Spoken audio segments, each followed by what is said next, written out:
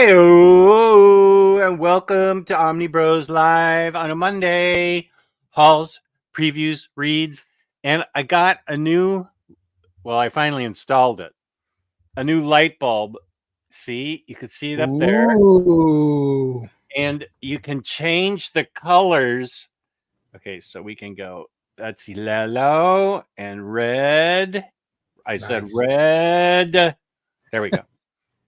Green doesn't look really that good. Yeah. I think that this is the color I like for up there. What do you think, Gio? That is my jam. I love it. I can mess with the intensity too. Hell yeah. It's very moody, ambient. I love it. That's my favorite color tone, palette, whatever. I love that. Yeah. Like dusk, 6 in the afternoon, stuff like that. Afternoon colors. Exactly. Yeah. Yeah, my daughter gave that to me for Christmas, and I just forgot to. Peace and love, Kane. I just remembered that I had it, and it was super easy to hook up. It's an app, of course. Everything's controlled by apps, and so this thing was easy to use. Jess, when you get angry, it should go green. Hulk out. Okay. Look at that. Nice. Omnidog smash. Hell yeah. Uncle Jess, what are you up to? Uncle Jess. What up, Lionheart? What up, Gio? What up?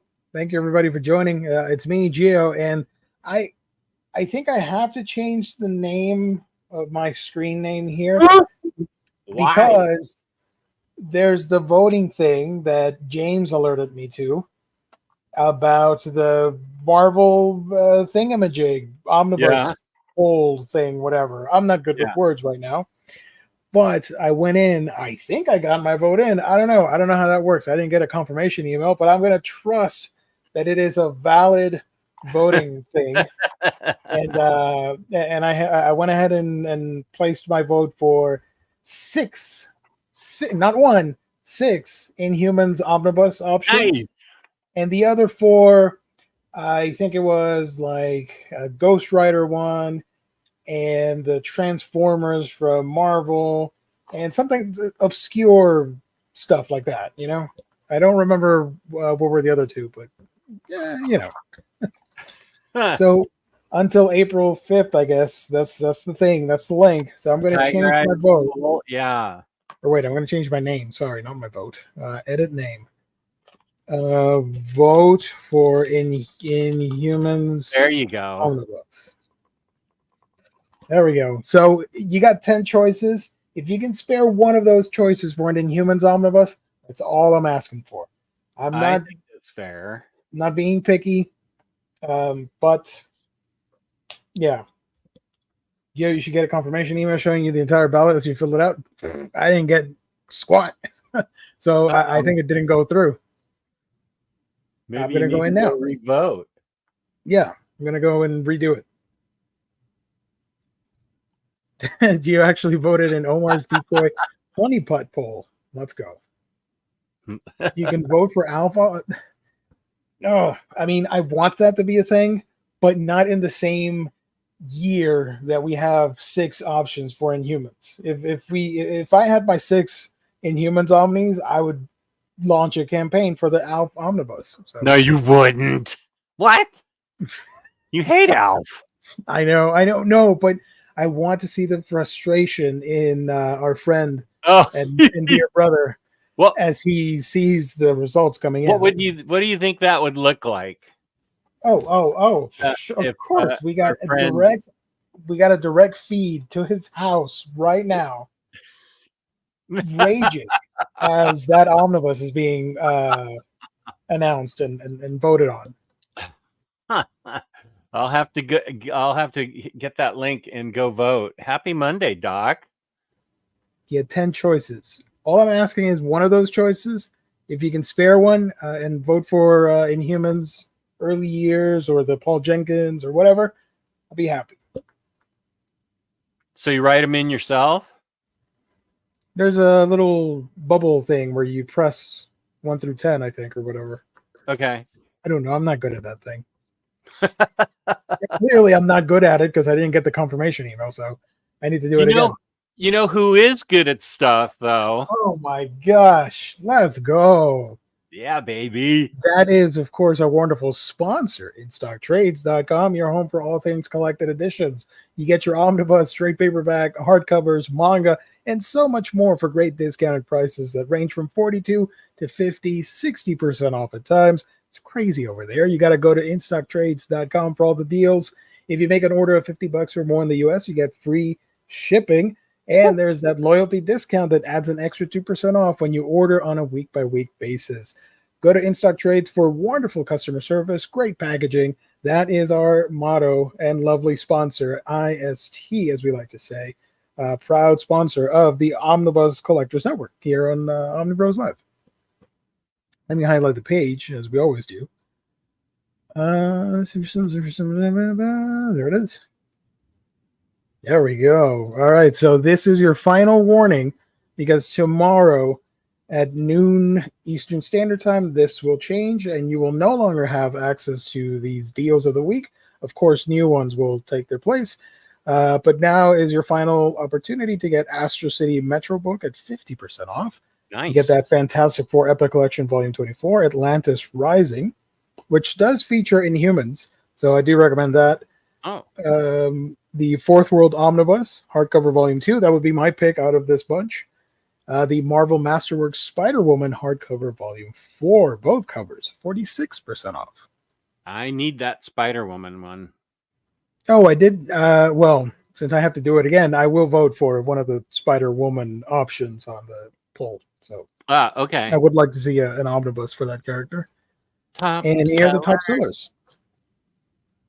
Superman hanging strong at number 1. And a bunch of other people. There you go. Don't get this. Clearly you all got it because look at that. But, poor people. Okay, I'm not gonna judge. I'm just saying, like, it's an odd choice for be at the top seller, but whatever. Kane's a big Batman Beyond fan. There you go. There you go. Phew. Batman Beyond is number 2. Let's go. You know, I want to see them publish more Batman Beyond stuff because I want to see the storyline where he goes up against Hush.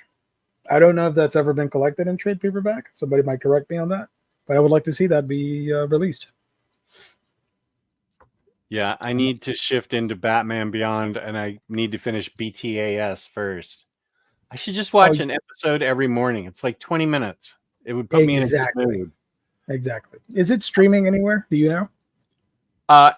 Last I checked, HBO had it. Well, that's perfect because you don't have to bother putting in the disc. Right. You just stream an episode a day, 22 minutes.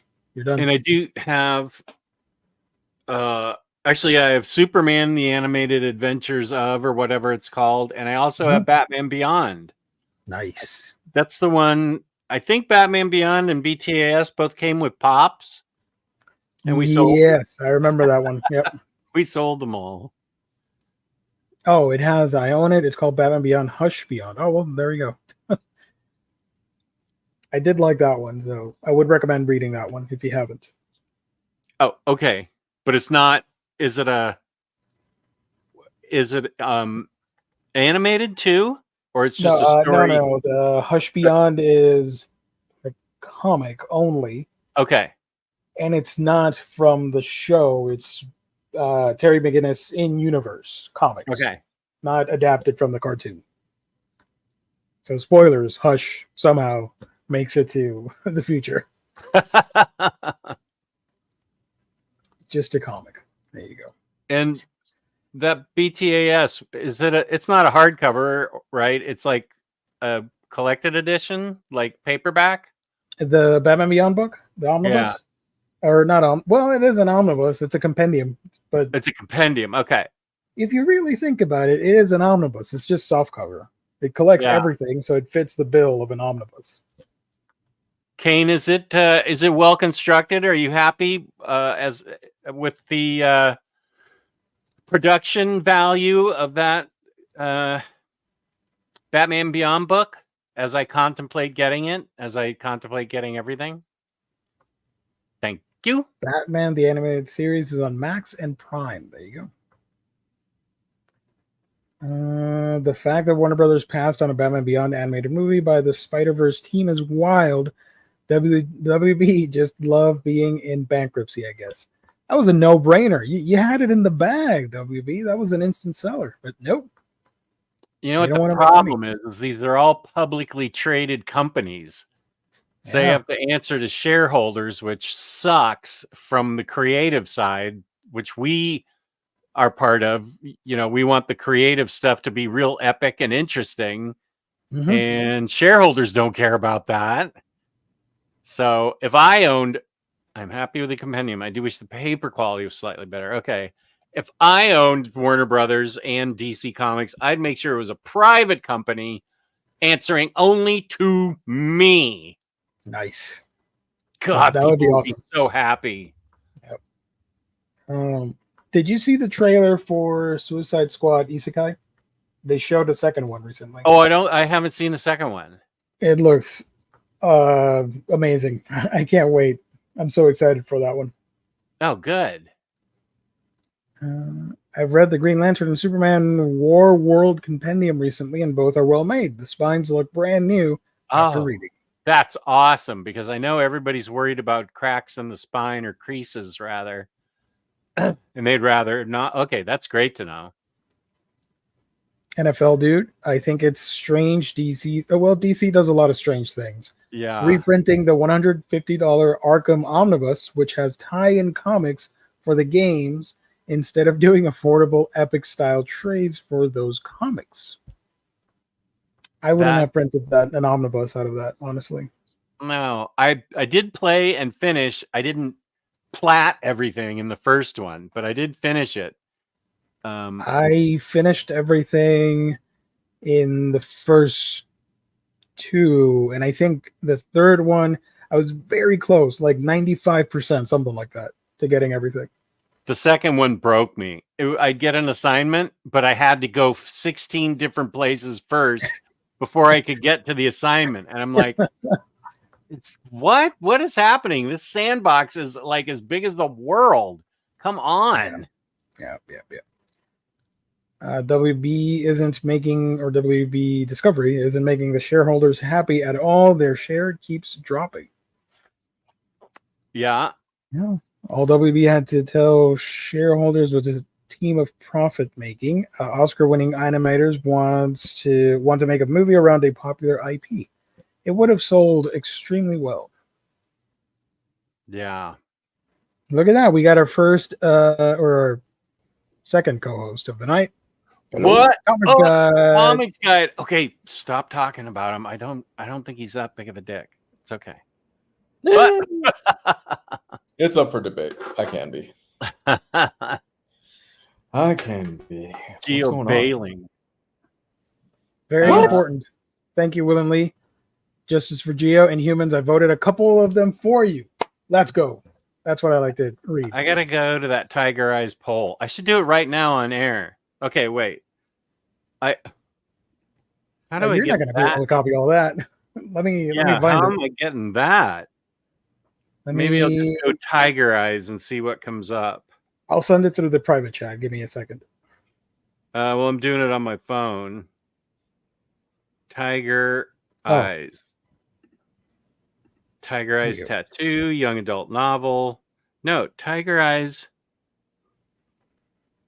What is it? Tiger Eyes comic voting something. Tiger Eyes Marvel Omnibus plugin. Marvel Omnibus poll. 2003. What the what? 2003. No, I want 2024. 12th, 11th. This must be it. No, that's Very Fine Conditions channel. I I pasted the link on our private chat here on StreamYard. So I have to go to our. Okay, wait. Let me go You to can our. click it on your laptop here, or I don't know. What? I'll send it to you. Hold on, Okay, hold wait. on, Okay, hold on. yeah, you put it in the private chat. Okay, good. I'm going right now. I can send Okay. it to you on Messenger if you want. Select. Your phone. Oh, okay. So let me see the Inhumans. I see what's happening. There's a lot to choose from. Yeah, first, second, third, fourth, fifth, sixth, seventh. It requires indicate. Okay, I'll put in my email and then I will vote for what? The Jaws? You want No, don't vote for that. Jaws? Please. Do not vote for Jaws. Alf, Alien versus Predator. Okay. Can I be honest and share something? Share some thoughts.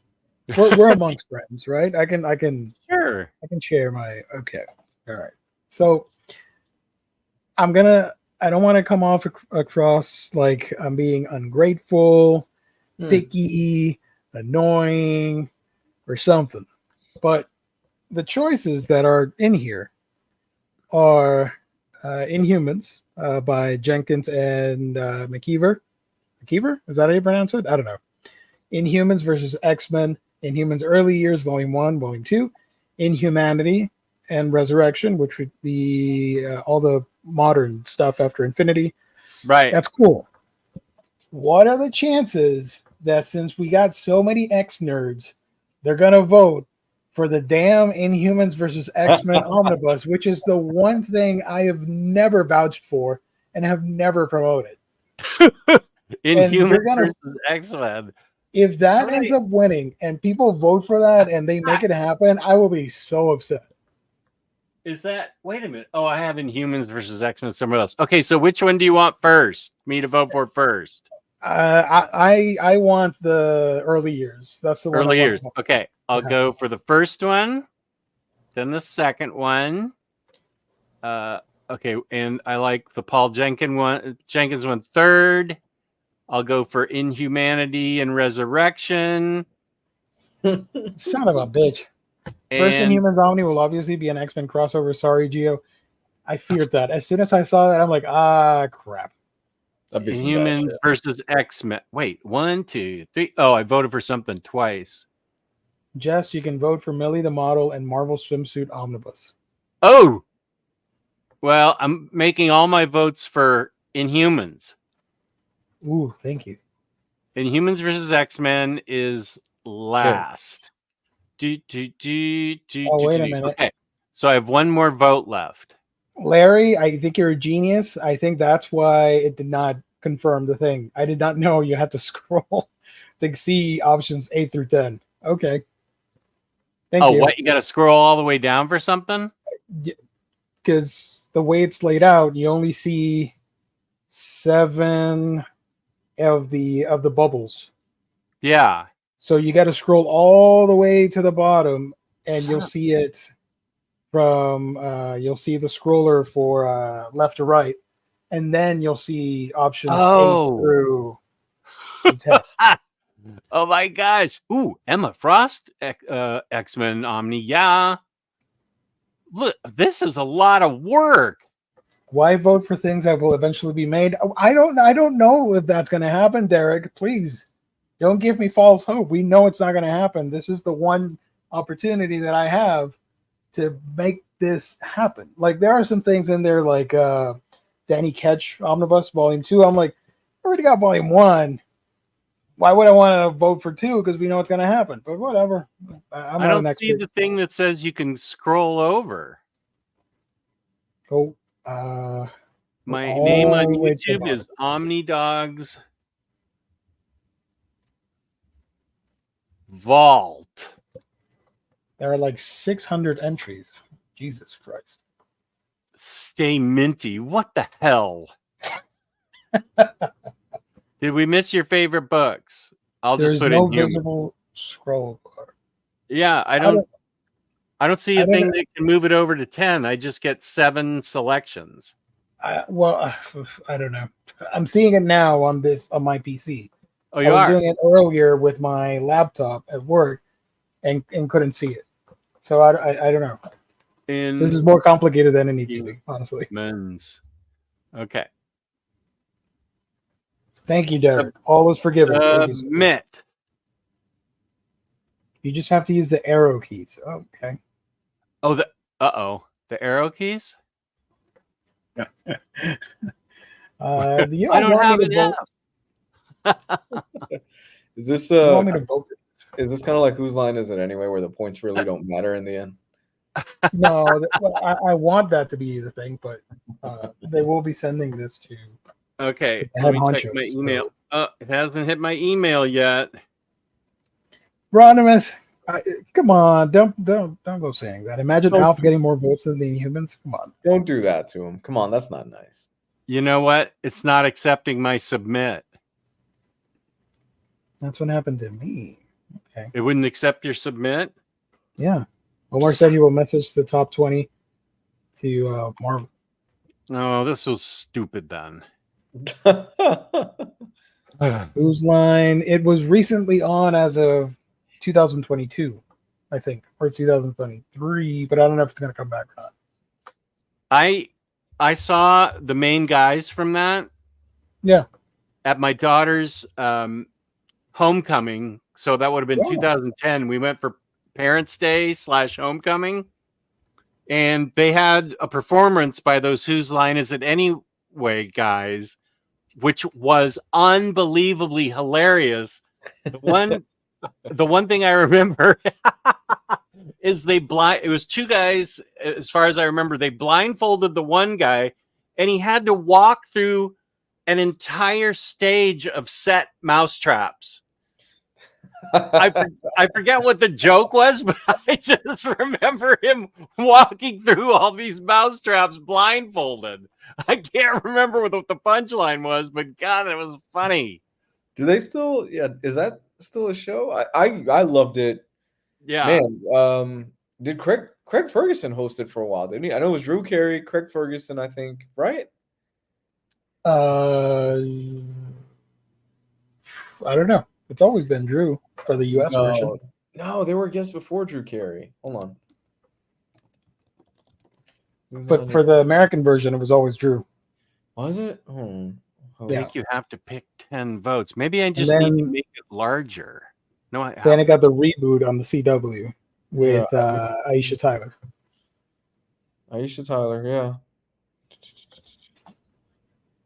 And I think there's a contract dispute, so we don't have a new season this year. Don't ask me how I know this, but I know. Oh, look at that, James. Thank you. But James, is there a contract dispute? I think I read something like that. Did they solve it? I haven't kept up with it. Yeah. It's a great show. I mean, improv is tough, man. Improv is not easy at all. But those guys, they nail it. I could have swore Craig Ferguson. Anyway, yeah. Of the late night hosts, Craig Ferguson was always my favorite. Like these guys today, these fucking late night hosts are horrible. I can't fucking stand Jimmy Fallon's giggling ass. I can't. I think he's terrible. Oh my God. Colbert was so much better when he was doing his own shtick on Comedy Central. And all the other jackasses, I can't stand these new late night guys. I think they're horrible. I've been binging Johnny Carson. Yeah, that stuff is classic. David Letterman. Classic David Letterman did not give a fuck. He would let you have it.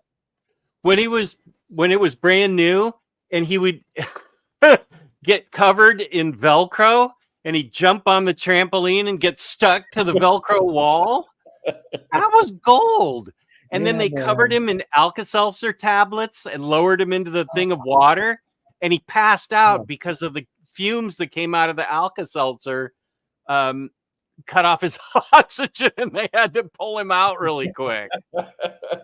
I loved the Velcro bit. God, that was so funny. Yeah, man. It's Conan was the last great of I agree. Host. Seth Meyers is okay, of the new crop of assholes, it's Seth Meyers is probably the best one of them. Because I can't stand Jimmy Fallon. What's the other dude? Jimmy Kimmel. Jimmy Kimmel, can't stand him. I think he's annoying as hell. And Seth Meyers is okay. But the rest of them, I'm like, okay. Yeah. I've been watching Johnny Carson having Don Rickles on and Jonathan Winters and Frank Sinatra and stuff, and it's so awesome. That was when they like could smoke. They used to smoke on the set and everything. Yeah, everybody had a cigarette. I remember I watched a Glenn Campbell episode. Oh, I don't know, 1969. First of all, he had on like a leisure suit. Glenn Campbell did. But he was one of the 3 guests who were smoking, along with Johnny, who was smoking. And Sinatra used to record with a cigarette and a drink in his hand. I mean, he was always buttoned up. But yeah, I saw one video of him singing, and he had a cigarette in his hand, and he would take a dramatic pause and take a drag off the cigarette and then go right back into the song. I'm like, whoa, that is cool. That is daddy cool. Yeah. Heck yeah. There's an art to it, and I think it's lost. These new guys just, I don't know, they don't do it for me.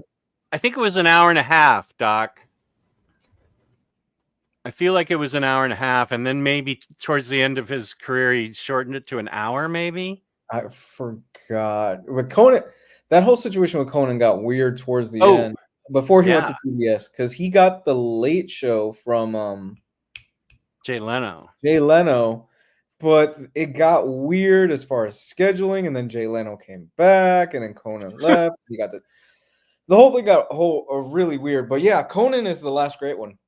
Yeah. Hell, his first episode starts with a suicide joke. With everybody's greeting him and saying, "Oh man, Conan, good luck tonight. Don't choke. Great luck tonight, Conan. I hope you do well." And he's like, "Yeah, thanks everybody." And then he goes up to his room and he's like undoing his tie. He gets a noose. And then oh my God. I don't remember that. That's his first episode. He kicks off his first episode like that. And then somebody knocks on the door and goes, "Mr. O'Brien, be ready in 5. And he goes, "Oh, okay." And he takes off the noose and just walks out into the stage. That is how he kicked off his show. Was that on NBC or TBS? Oh, it was NBC. It was his very first time hosting late night. Jesus, I gotta see that. He was leaving, right? And he just kept like doing stuff to mess up with the network, like playing old Super Bowl clips. I have no clue. The whole bit with Paul Rudd with the wheelchair or whatever it was. What was the name of that stupid movie? Was it Marley and Me? No, Marley and Me was a dog. That's the little stupid alien kid. Yeah. Every time that he go that Paul Rudd would go on Conan to promote a movie, they usually come with the clip, right? Mm-hmm. And he would always play the same clip from this really sketchy, just dirty, low budget, like E.T. ripoff movie of a kid in a wheelchair falling off a cliff. Doc Elevator says it's Mac and Me. Mac and Me. There you go. Yeah. One of my favorite. And even when he was promoting Ant-Man, which is by far like Paul Rudd's biggest outburst of a movie, he's like, I know every time I come on here, I bring the Mac and Me clip. It's always a running gag, but this is Marvel. This is a big deal. So here's a real clip, and it would still be Mac and Me. He's so good. And one of my favorite bits from Conan is when he had Triumph, the insult comic dog, go out and they did the Phantom Menace premiere. Yeah. Oh, it's great. That's Triumph, the greatest bit of all time, dude. Nobody liked Triumph. Time. Where he's talking Triumph, the insult comic dog was amazing. I like when he's there and he's like, the guy's dressed up as Darth Vader and he's like looking at the little chest pieces, all the buttons on it and stuff. He goes, "Which one of these calls your mom to come pick you up?" Yeah. Oh God, I miss it. These new guys. They're terrible. They do the lowest common denominator humor. Jimmy Fallon, I'm like, God, it's all shit for YouTube. It's all stuff to go viral and do algorithm stuff. I've never watched late night TV. Like I never cared if I was up that late. I was doing something else than watching talk shows. But it's just some of those clips, like Triumph, it just stands the test of time, and it's always going to be around. Yeah. Colbert's good. I like Colbert's show. It's pretty good, but I don't consider that late night. It's because all those late night shows, it's always the same thing, right? It's just, hey, we're here. Here, we're going to talk for 4 minutes about whatever. Here's the clip. Thanks, everybody. Like, it's the same, just redundant, just stupid conversation. Oh God! He's a million. Hayden, how dare you? What? Stan Lee comic book? Millie the Model, man. The model bus, the Millie bus. I know. I can't get the poll to go to 10 bubbles. Gonna vote for every Inhuman Omni besides the X-Men one because she is so nice. Thank you so much. I appreciate that. I did while you guys were talking about late night. I did do the poll, and it worked. I got the confirmation email. How did you get it to go over to 10 choices? Because mine's only showing 7 bubble choices, like 1 through 7. Hold on. Hold on. Let me figure this conundrum. If you vote for the Inhumans Omnibus, it just automatically goes to another X-Men Omnibus. Hey, Lou. Yes, sir. Lou, how fun was Patreon this weekend? I had a blast. Had a good time. Yeah. We had he's in the chat right now. Labruski was hanging out with us. Yeah, nice. We watched the first episode of X-Men 97. Oh. I really dug it. I actually thought it was not bad. I expected the worst. I had a good time. Very good things. It's good. It's pretty good. I know, Gabe, you were kind of lukewarm on it, right? Yeah. A lot of cool stuff in it. A lot of cool action. Animation's really great. It does basically pick up right from the last one where that left off. Problem is, some of the voices are not there. They try to keep some of the original voice actors. It's maybe not that many of them. There's maybe a handful of them, not the whole cast. And some of the ones that are there are not bringing that same voice. Rogue sounds like a completely different girl. Rogue is when I read comic books, I hear that her voice from the original X-Men series. Yeah, Rogue is terrible. Wolverine is pretty okay. Everybody else is pretty okay. Rogue was significantly like something's going on. Like that's not the same voice whatsoever. I also said that I felt that it was a rehash. This first episode is a rehash of the first episode of the original X-Men series, where it's an X-Men or it's a mutant who doesn't want to be a mutant, isn't a fan of the whole situation, being chased down by Sentinels. It's the exact kind of skeleton formula as the very first episode. And I felt it was fan fiction. It felt like they were trying a little too hard to do it the same way. And when you try that hard, it shows and it doesn't really hit that mark. Other than that, I thought it was pretty good. I thought it was good. So, and I felt I enjoyed it for what it was. Gabe is a little older than me, and you've seen the cartoons of quite a few times. I grew up, that was my childhood, was that X-Men cartoon. I was saying before, I discovered the X-Men through the original series before that. It wasn't a series. It was a one-issue pilot called Pride of the X-Men. That was the first time I ever knew about Nightcrawler or Wolverine or any of that stuff. So by the time that one started, I was already head deep into X-Men. I already was in love with the X-Men. I was already reading it for a few years. I was already a huge fan of Jim Lee and getting a new episode every week. I think at one point, it was almost like every day after school, there was an episode at one point. But either way, that is what kind of just fueled my tank. That kept me going on my love of X-Men and my love of comic books and my love of art and my love of anything else. So that thing was really what put the battery in my back for my love of comic books for sure back then. Yeah. I even said I used to go when I was spending the night at my friend's house. I would bring a VHS tape. For those of you that remember VHS tapes, I'd bring it with me so I could record that episode Saturday morning. Yeah. Yeah, we talked about this on the Patreon show. I was a huge Pokemon fan as a kid. Loved it. And I was going through the first communion. And my parents, if you're Catholic, it's a process that you have to go through. I'm no longer Catholic. My parents made me go to a first communion, so it was like a Saturday class.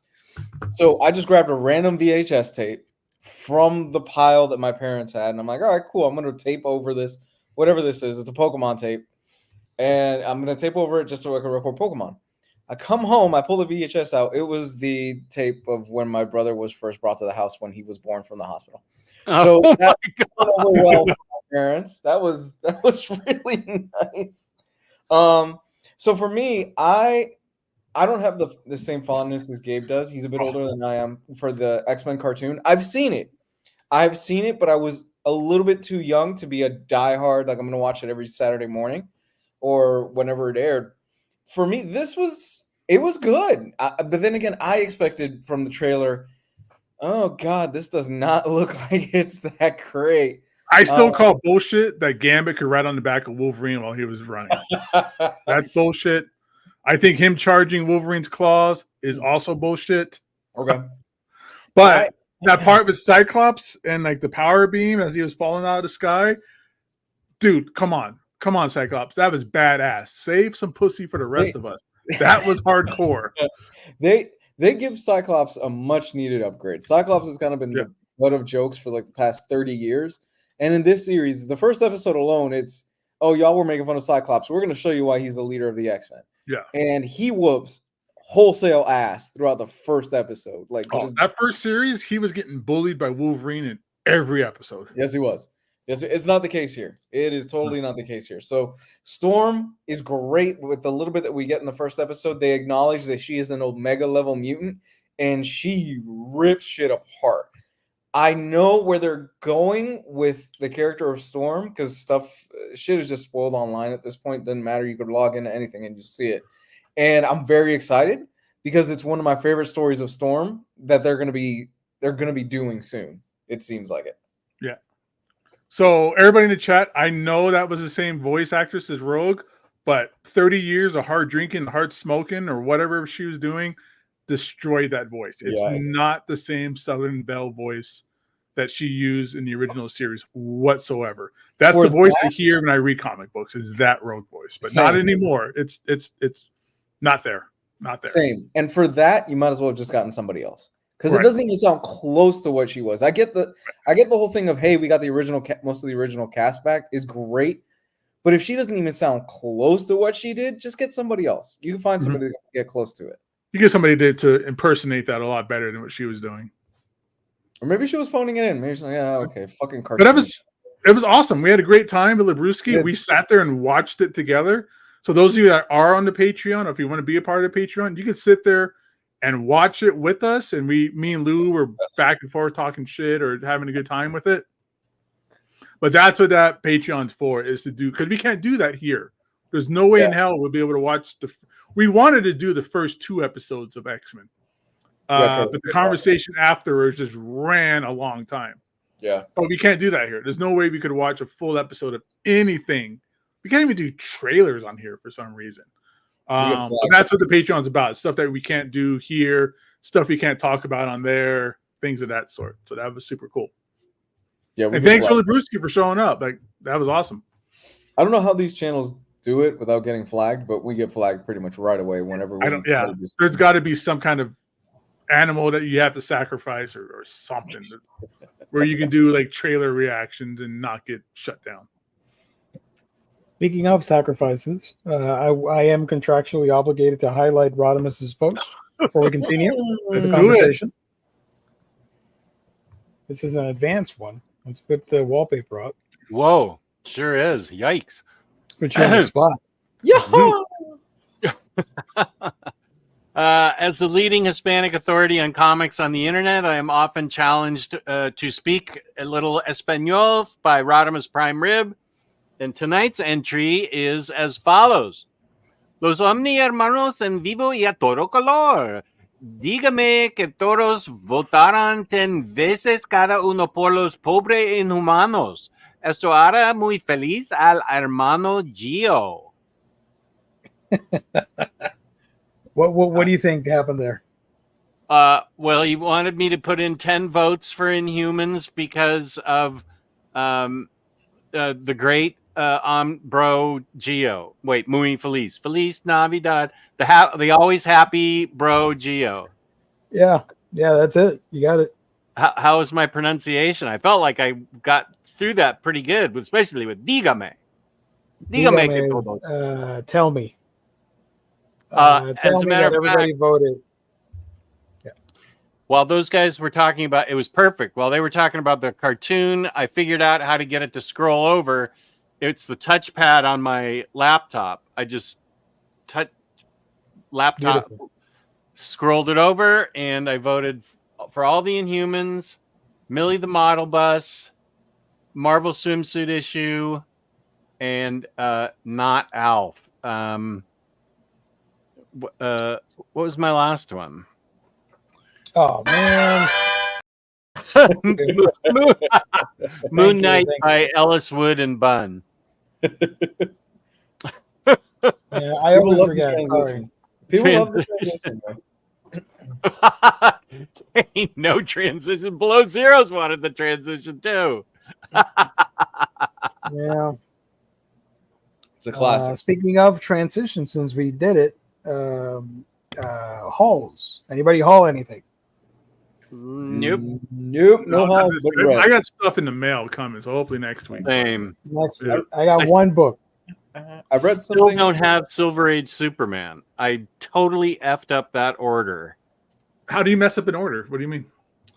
I should have. It was 50% off, so it was $50. I should have just had that. I should have bought that and had it like FedEx to me, and then I ordered a bunch of other stuff with it. I should have made it separate. Oh, and so one trade paperback was in Des Moines, Iowa, or something, wherever the warehouse is, and they had to walk to get it.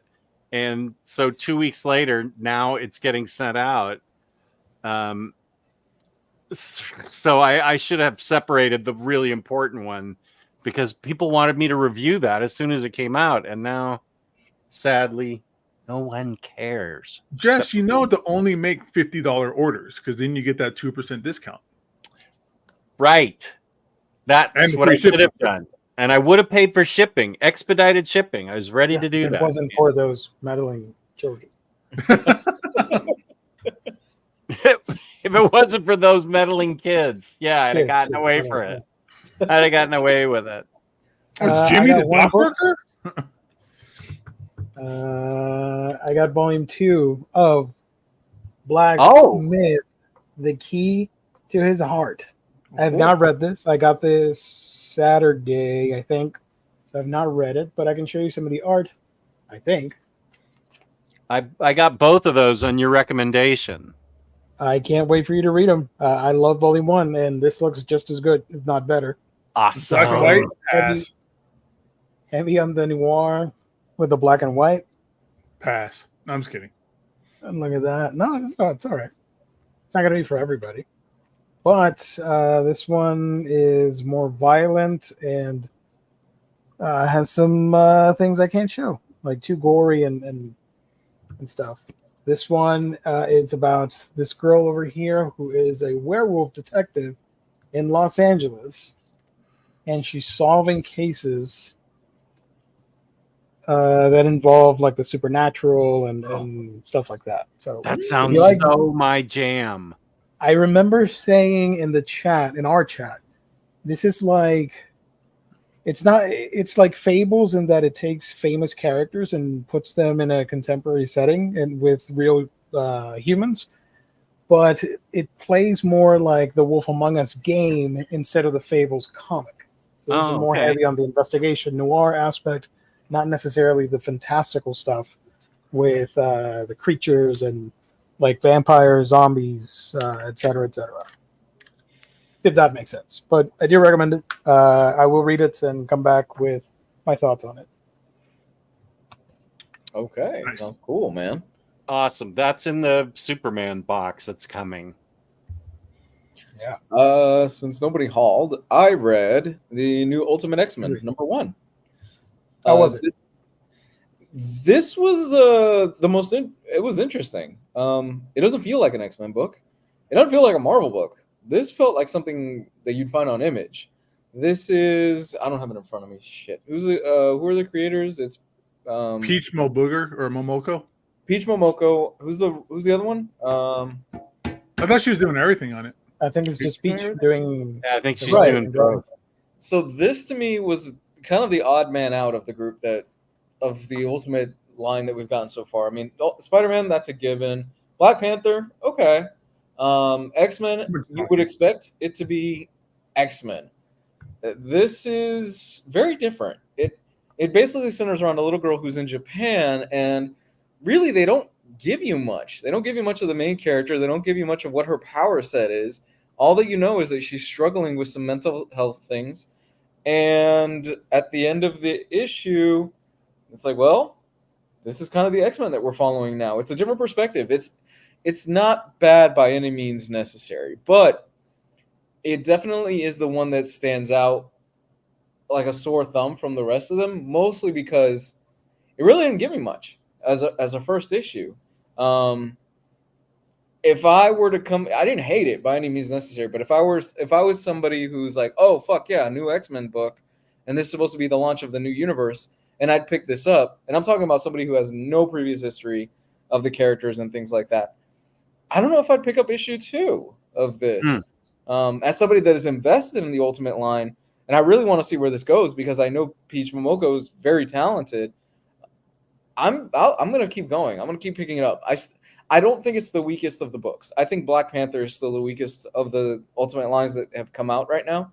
But this one is definitely a bit of the odd man out. I'm curious where it's going to go. The art, it's good. It's solid. It's got kind of an almost anime watercolor style, and I dig it. But overall, it's an okay issue. I was hoping for a little more, just because I think most of these so far have been really good, and they've kind of added more spokes to the wheel as far as what the Ultimate Universe is going to be. So it was kind of bland, but not terrible. It's not making it on the end of on my Abrams list at the end of the year or anything. but I could see this. You know what? I could see this if I had a large pull list. I could see this being at the bottom of my list every time it comes out and just going, this is just based on the first issue. It could change. And just kind of forgetting the book is there. I'm like, oh, yeah, I have that on my list. I should probably get to that. And it just keep piling on and piling on. There's a question from Hayden. Can you jump into the Ultimate stuff blind, or do you need to start with Invasion and the one-shot? You're good with this. You can jump in blind. The only context that you need to know that'll help you, especially if you're reading the Ultimate Spider-Man. Yeah, you need to know a little bit of context. Is that the maker, he said, fuck all you guys in the main Marvel universe, and said, I'm just going to go to my own universe. And he ends up jumping to a new universe, and he time hops in that universe, and he stops our heroes from becoming heroes. So the whole reason why Peter Parker is 30 plus with 2 kids and married to Mary Jane, and now he's getting bit by the radioactive spider rather than when he was a teenager, is because the maker had stopped it from happening. This is all covered months ago. Speaking of which, Ultimate Spider-Man number 2, really good second issue. Yep. This is, so far of the issues that have come out, this is by far the best one, and probably the comic that I'm looking forward to reading the most every single month. It's really cool, the stuff that he's doing with J. Jonah Jameson and some of the other characters, where he changes the characters just enough where it feels fresh and exciting, but he also keeps the characters who they are. So he shifts things around just enough where it's like, oh, I kind of didn't expect that to see that. I didn't expect to see that coming, but it's still within who the character is. In the second issue, we start kind of getting the hang of, okay, Peter's starting to figure out what he is as far as Spider-Man and how that works and things like that. We get the introduction of this universe is of one of Peter's dumber rogues gallery villains in this particular issue, and it's really fun how that banter and that dialogue plays out, and I really dig that a lot. He gets played for a dummy twice, and it's actually really funny. We also start getting to see the origin of how the classic red and blue suit is going to look and where that comes from. And it means a lot more, I think, in this version. Just the context of, oh, this is where he's getting the idea of what the suit is going to look like. It's really cool. Yeah. I love this book, man. I can't. If this keeps going, honestly, this is only issue 2, but it's a shoo-in for my favorite book of the year at the end of the year. And I'm right there with you, man. I love issue 1. I love issue 2. I need to go pick up issue 3. Kudos to the artist, Mark Cicero. I can never say his last name. He's fucking killing this. It's great. The book looks fantastic. He does a good job because he could draw like Peter's kids and they look like kids. It's not like he doesn't draw them as like adult grown-ups. Yeah, adults with like weird arms or big heads or something like that. But yeah, no, this stuff is great. He doesn't throw, like you were saying, he doesn't throw the baby out with the bathwater. Like it's different, but the same enough so that it's familiar. But for Ultimate Spider-Man, though, to go back to Hayden's questions, it comes out this week. You will want to pick up that Ultimate Invasion trade paperback because that's the building blocks for Ultimate Spider-Man. It leads right into Ultimate Spider-Man. But here's something dumb that NFL dude pointed out. The Ultimate Invasion trade is out this week, and it doesn't include the one-shot. Such a dumb decision to include it. That's dumb. Why wouldn't it include that? All that stuff builds up for a reason. From Ultimate, all of it just builds up to the universe being created. So one-shot is basically issue 6 of Invasion or whatever. Yeah, that's weird. That's weird that they wouldn't include that. It's the dumbest thing I've ever heard. Unless they're thinking about including it maybe in a trade for Ultimate Spider-Man or something like that. That could be it too. It leads directly, so it's Ultimate Invasion that goes right into it's literally like page turn the one shot. At the end of the one shot, page turn Ultimate Spider-Man. Like it all connects. Yeah, I love that they're keeping the line. I've said this before. I love that they're keeping this whole line very small and very manageable. You're starting to get glimpses of other heroes popping in, and some of them in the background, some of them mentioned very briefly. My favorite of these is that you see for a funeral or a remembrance, you see Matt Murdock. He's a priest. He is actually a priest in this universe, and they don't say if he's got his powers or he's Daredevil or not, so that's kind of left up in the air. But if he's blind, how does he know what kids to touch? And it changes the characters just enough, and it shifts it just enough where it keeps things interesting, and I dig it.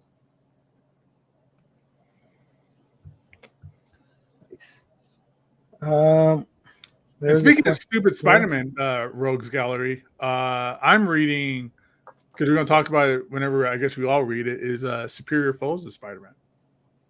I'm not going to get into it until we all do it together as our read-alongs episode, but it's a good time so far.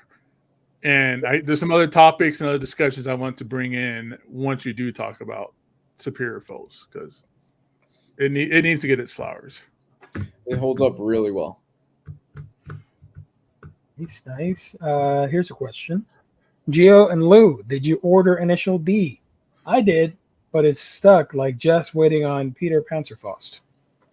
Yeah, Rising saw my video on Peter Panzerfaust, and it's Panzerfaust that's holding his order up.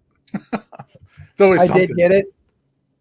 Thanks to our friend Josh Greathouse for hooking me up. He got the Kinokuniya variant and was kind enough to get it and shipped it recently. So excited to get that.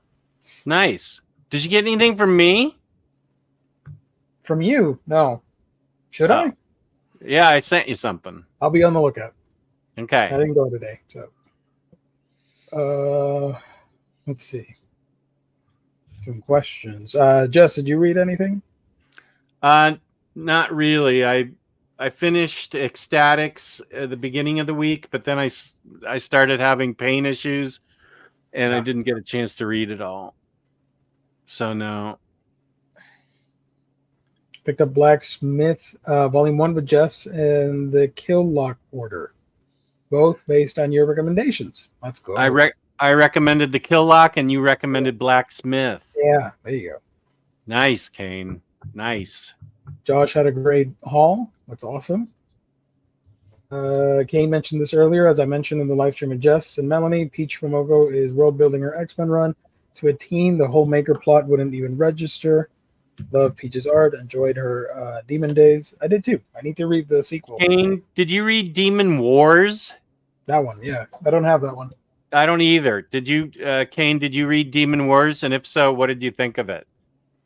Because I have the Treasury edition for Demon Days, and I enjoyed it.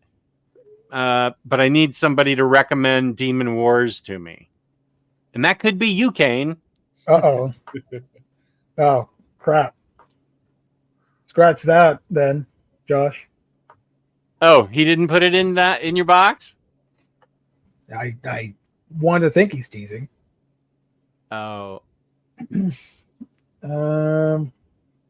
This has an answer. I did talk about it, but Jess was sick for like 2 or 3 weeks because you had was it food poisoning or it was COVID? He had COVID for a while. I think I had COVID. It was COVID. Oh well, there you go. But I did end up talking about it with Gabe and Lou helping me out that Monday. Oh well, I got it so I could read it with you. Sure. Whenever you're ready, I'll okay. I'll talk about it again. Okay. Almost done with X Factor. Demon Wars isn't as good. I want those damn Peter David books so bad. I love that series. A couple weeks ago, I finished volume 3, or a week ago. So good. Yeah. So good. Those X Factor books. Wow. I don't know why it's so underappreciated. Like that thing should be on a mantle somewhere. It's amazing. I've never been as interested in Multiple Man as I am now. That series made Multiple Man like one of my favorite X-Men of all time. I can see why. And I can see why his damn action figures sold out so quickly, because you need like 8 of them to have a real Multiple Man action figure lineup. You can't just you got to army build that. Yeah, you got to have like 8 or 10. That's why it was sold out immediately, and you can't find any. I was only able to get one, but still, you need a lot because even in that series, it's always a bunch of Multiple Mans. And they're all doing different things. One's hanging upside down in a tree, just being a silly guy. They all have their own personalities. It's such a good series. Such a good series. But, man, you are in for some heartbreaking stories, though. Oh, yeah. There's sometimes I read that book and some things happened. And I'm like, I got to go for a walk. Like, that sucks. Yeah, it feels like nobody's safe. I don't know about that, James. Batman Damned. We really want to go back to that. That was what, 2019? I think even earlier than that. I think it might have been earlier. It's like 2004. 2004. I'm just joking. It was a long time ago. It might have been 2019 because that's when I went to Baltimore Con after I had done a scathing review of it and root beered it. And went up to Brian Azzarello and told him how great his Flashpoint Batman was, completely avoiding Batman Damned. But didn't you say he told you like the reason why Batman Damned was like kind of a mess? And then you were like, oh, now I feel bad for talking bad about it. I didn't bring up anything about Batman Damned. He may have said that to somebody else. We talked strictly about Knights of Vengeance, the Flashpoint Batman story. You mean the only Flashpoint miniseries to read? Yeah, pretty much. Well, you had the Frankenstein stuff. That was fun. I had all those custom bound because I had like 80 comics. I said, what am I going to do with these? Oh, I'll just have them custom bound. The book came out September of 2019. I don't know, guys. Batman Damned. I think we're due for a reread of Batman Damned. Maybe we just didn't get it the first time around. I will say in Flashpoint, I wasn't sure of the purpose of the issue of the Canterbury Cricket. Get out of here! Oh my god! Some of those one shot are ridiculous. This is the first time Gio's ever kicked me out of a stream. I can do it again if we're going to keep talking about Batman Damned. I'm joking. I'm not. I mean, we can all kick each other out. So I don't think I can. Hi, everybody. Just gonna sit here and hang out for a little bit. No, I'm just kick everybody out. I don't know we can do that. No, Josh, do not, please. If you want, don't. Do it. Pick something else. Wouldn't that be awesome if it became an absolute? Hold on. What is worse? You know where I'm going to go with this right off the bat. Oh my God. Uh-oh. Batman Damned or Spider-Man Bloodline? Oh. It's a Sophie's choice. I never read that Spider-Man book, so I have no idea. Can I jump off a cliff instead? I don't. I'm gonna go with Bloodline. Question mark? I say that with a question mark. To read? Which or one's to get the rid worst? Which one is the worst book? Oh, Bloodline? I like Trouble. Calm down, Kane. I feel like one of the reasons we beat on Bloodline so hard is because of the Nepo baby thing. And it was such a weak story. But there were so many things wrong with Batman Damned. I mean, page after page of just things that made no sense. Well, did you get to see Spider-Man's dick? He's got a point. Gabe has a point there. Does he? Well, you would have seen Batman's if you picked up the issue when it first came out. Yeah, I'm not sure that's a reason for me to pick up the issue. I'm not sure about that one. I have it right here. I'm happy for you. It's the wallpaper on my phone. Damned is less painful, I want to say. So the thing with Bloodline is even the artist couldn't say Bloodline. And she's usually a good artist. That's true. Was it Sarah Pichelli on it? Who? Yeah. Okay. She's usually solid, and she was not solid in that book. Well, I mean, Lee Bermejo did Batman Damned. Art's good in that. Say what you will, but the art is solid in Batman Damned. Rodimus, I don't need to see it. I've seen it. Okay. I don't need to see it. I'm going to send Jess a text messages at 3:00 in the morning of it. I don't know about that.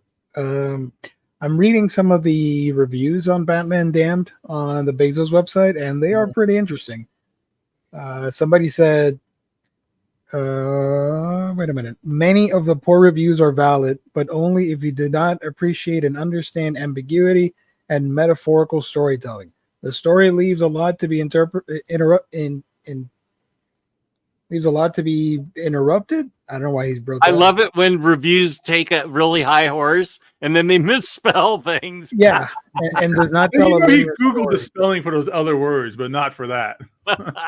It feels almost what a Batman story done by David Lynch would feel like.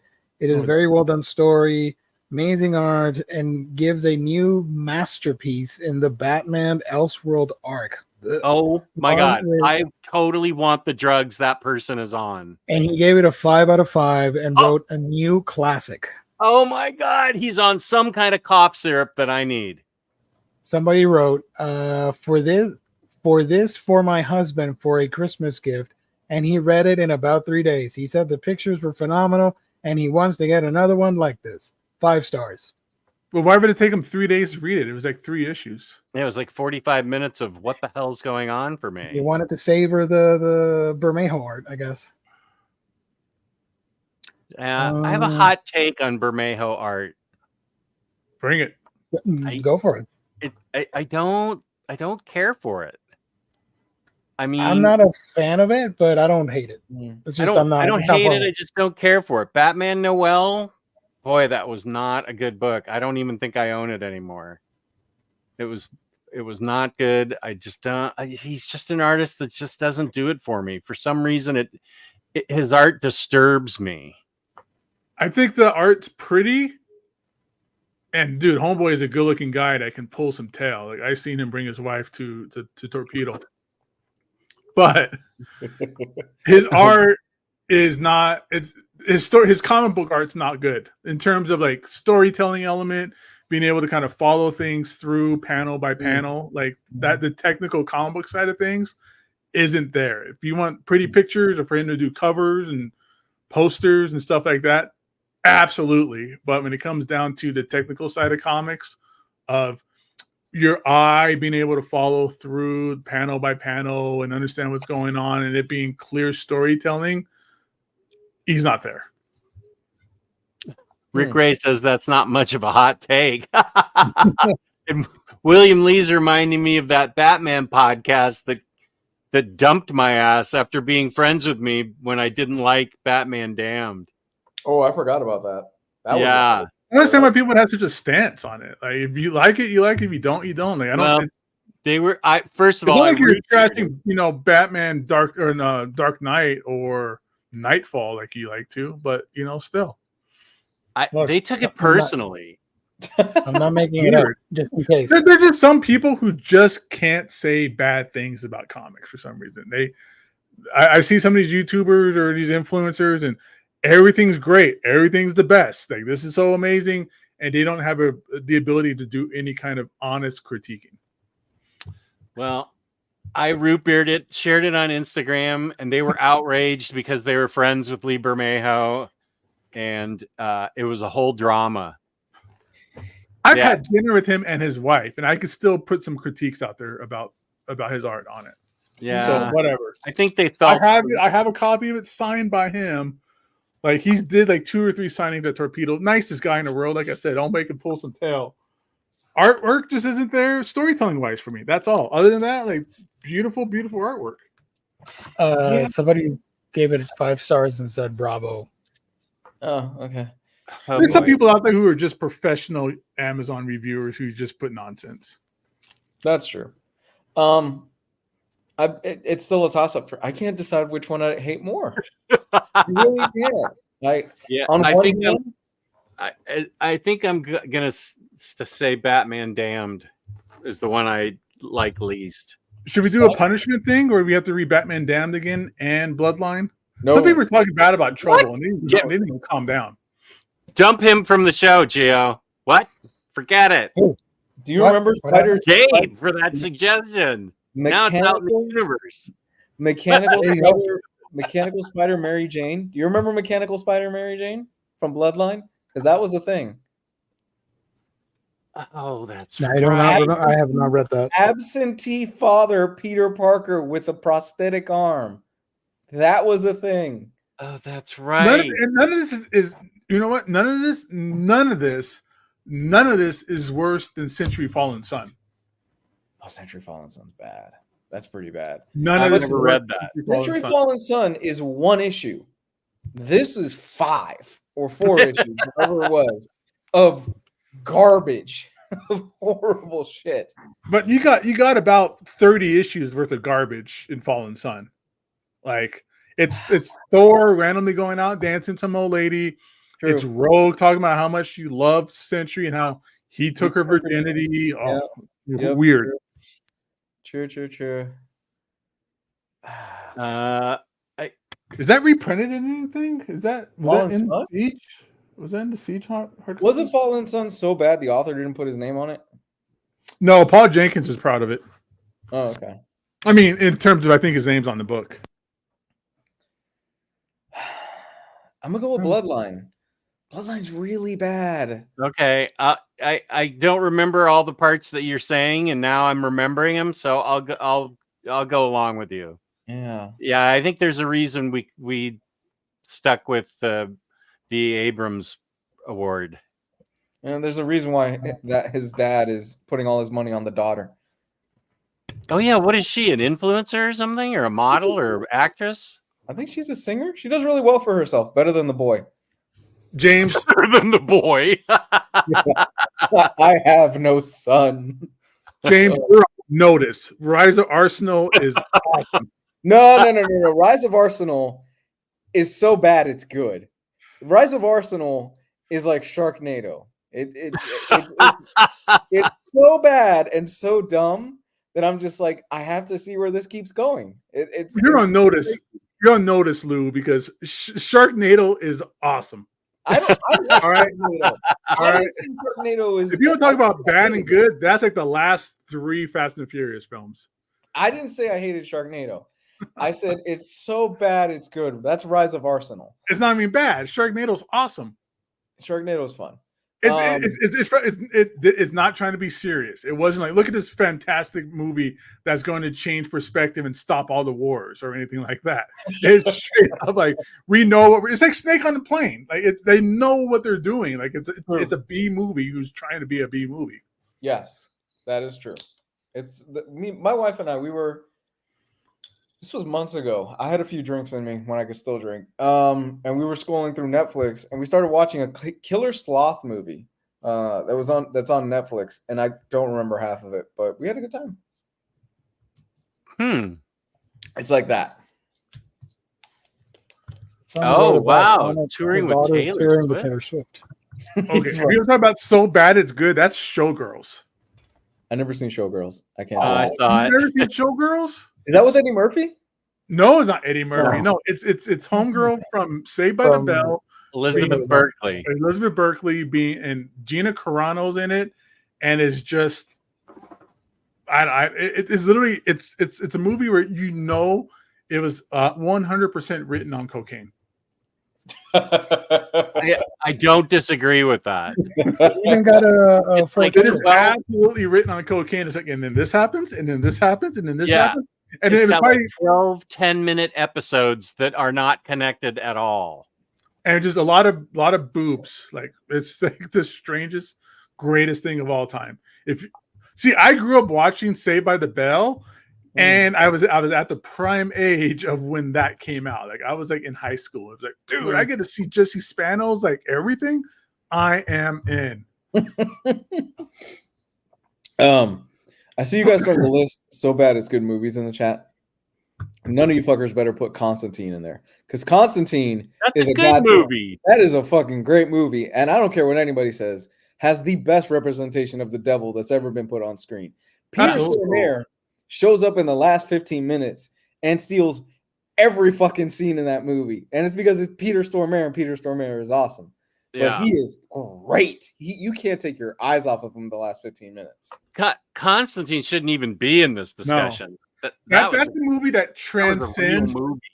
That movie transcends the criticism that it got for not being Constantine, like a British white guy, right? Yep. It's not a British white guy. He's not in England. It's Keanu Reeves in LA, but god damn, is it so good. They could have called it anything else, and it would have been fantastic without like the criticisms and stuff like that. Shia LaBeouf is in it, and he is badass in it. Yeah, it was before he lost his shit. He was great in it. Yeah, that's true. And you got to wait to after credit scene is great in that movie. Yeah. That's before after credit scenes was a normal thing. But here's the thing: when that came out, it got a lot of crap, and it reviewed really poorly. But I've seen a lot of people in the last few years go, you know what? This was actually really good. There's a lot of good stuff here that it did not deserve to get the hate that it get. It's so well received now that they've talked about doing another one with Keanu Reeves. Where that's going to go now with James Gunn's universe and stuff, who knows? But there was talk a few years. Keanu confirmed there were talks a few years ago that they were going to keep it going. I forgot who asked. It was one of those late night talk shows I don't watch. But I saw the clip where somebody asked Keanu Reeves, "What movie do you want to do a sequel of?" And he goes, "Constantine." Like and that's what sparked all of that. It has a Rotten Tomatoes of 46%, Metacritic of 50. These people are sniffing glue. Like that movie is awesome. The movie's great. It's so much fun. Yeah, I loved it. Oh my god, Peter Stormare is awesome. He's so good in John Wick 2, and he's only in it for the first 5 minutes. Oh, Papa Midnight, dude! That whole scene with like the electric chair from like Sing Sing prison was awesome. Yeah, it's great stuff. I need to see this again. I'm watching this. I'm probably watching this again tonight. I love this. I watch it at least once a year. I really do love this movie. Wait, this is one of those underrated comic book movies that nobody really like sparks or talks about. Yeah. Where's it streaming? Oh, you have to pay for it on Apple TV. It's on Max. Oh, Max. Okay. Yeah. If you want the Blu-ray, it's like $10. So you want to know? I think that I think up there is Blade now. I think Blade is kind of underrated in the sense that we've had so much good stuff come out from Marvel and some things from DC. That Blade was really the thing that kicked off a lot of this shit when you look back on it. That's iffy because they don't even market it as a Marvel movie. Like the Marvel logo's not even on it or any of that stuff. I think so weird. Yeah. That opening scene with the club with the blood is still awesome. It's but Kenny Johnson from The Shield as the guy in the rave. Yeah, man. And then they did the second one with Guillermo del Toro. That was awesome. And I don't care what people say. I really like the third one. For that third one, I remember seeing it in theaters. And Ryan Reynolds as Hannibal Caine. I was like, dude, he could be Deadpool. Like, he's really awesome and funny.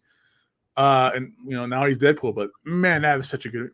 Blade's barely in it because I think Wesley Snipes at the time was like dodging taxes or something. Yeah, Patton Oswalt tells kind of what happened in it. Rodimus, Face Off is a classic. It is a classic. I love it. Face Off is one of those examples of it's so over the top and so crazy and stupid that it's so much fun. I have the 4K of it. I love Face Off. I love that movie.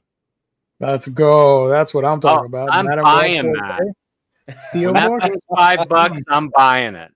It's a movie so Madam Web is a movie so bad. She fired her agent after she finished filming the movie. That's Dakota Johnson. She fired her agent. I need to buy this. I want to own it. Yeah. When it's on streaming, I'll watch it. But I knew it was gonna be. I knew it was gonna not be good. I knew it wasn't gonna be good. We still have Kraven the Hunter this year, so we're pass. I don't care. Pass on that. Speaking of passing, let's do a transition, if you'd please. Rodimus Prime There we go. All right, I cut you off. My bad. Minority Report's incredible, Rodimus. Oh, I love that movie. Minority Report is an A+. Chester Livingston with Con Air. Thank you. Somebody acknowledges Con Air. I love Con Air. I will also throw in Edge of Tomorrow. The Rock? Come on. The Rock with Sean Connery and Nicolas Cage. Love those movies. There was a period of a few years where Nicolas Cage was knocking them out of the park. Are we just throwing out good movies to talk about? Is that what we're doing right now? Oh my God. Con Air, The Rock. Jeez. So good.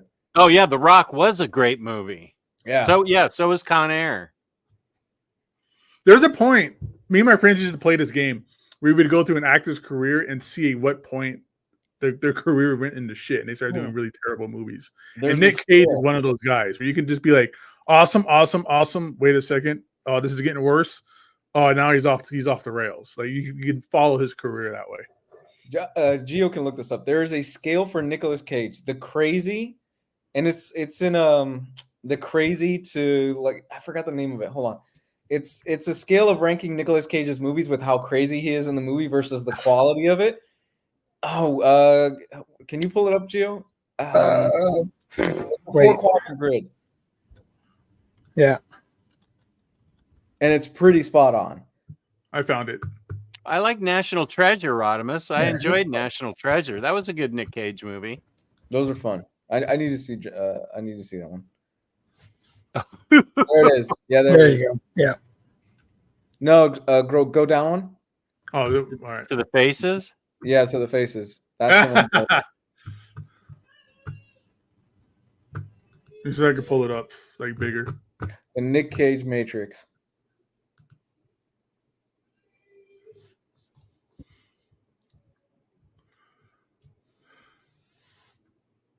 So you've got brilliant and serious, mental and brilliant. Rubbish is the part down there. So mental and rubbish, you get Snake Eyes. Yeah, that's there. And then down National Treasure. I don't think National Treasure. Those movies are great. Yeah, those are fun. Yeah, wait. Huh. Wicker Man. Yeah, Wicker Man deserves to be there. Vampire's Kiss, Valley Girls, and Adaptation should be like serious, brilliant. Like I call bullshit on this scale. I like the adaptation. Yeah, a lot. Wait, I'm not seeing where adaptation is. I like Gone in 60 Seconds, so I'm glad it's Like, in Mental and Brilliant. It's in Mental Brilliant. Mental Brilliant. Okay. Oh, Kick-Ass. Yeah, he was great in that. Oh, he's fantastic in it. Big Daddy.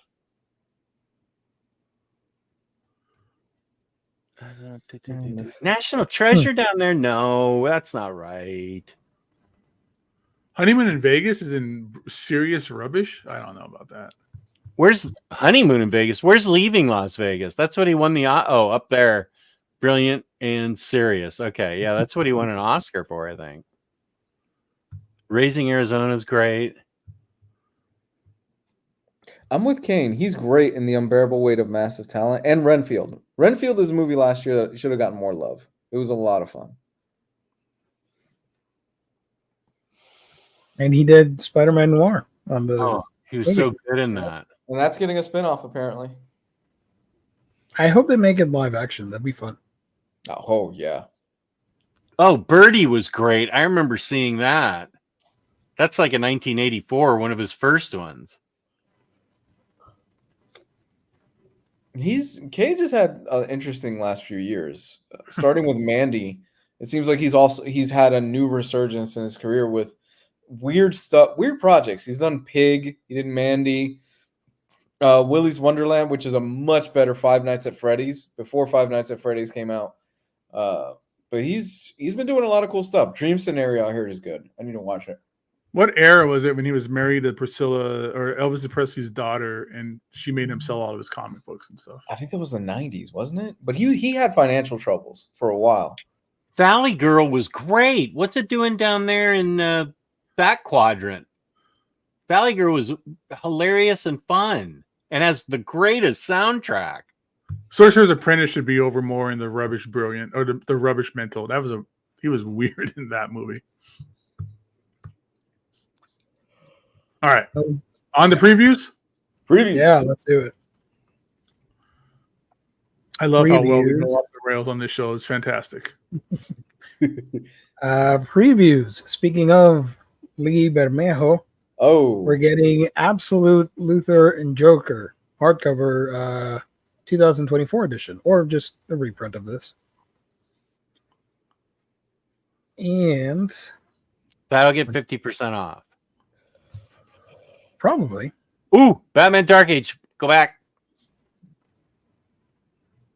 The first issue for all you guys collecting single issues of Batman Dark Age by Mark Russell and Michael Allred. I'm getting these in singles, and then I'll get them in hardcover too. That is a good team. Anything Michael Allred is a thumbs up. 100%. Here's one of the cover variants. Frank Wiley. I love this cover. This cover is awesome. And wait a minute, was that also? Oh yeah, that's a variant too. Don't like this one. I like the first one the best. Why is he missing a glove on that hand? Oh, I don't know. He's holding a suitcase. He got a Wayne Tech suitcase. Maybe it'll explode if he lets go of it. Defeats the purpose of the secret identity. You know, he just has like a peanut butter and jelly sandwich in there that he takes to work every day. He's Bruce. He can do whatever he wants. The trade paperback of Batman Superman World's Finest, Volume 1. Oh, this is awesome. Must own. You guys need to pick this up if you haven't already. There's hardcovers out already for it, right? Yeah. Okay. Yes. Okay. Oh, look at that Man Bat. That's creepy. Like it. Birds of Prey. This is the Gail Simone stuff, right? Yeah. Collecting issues 92 to 103.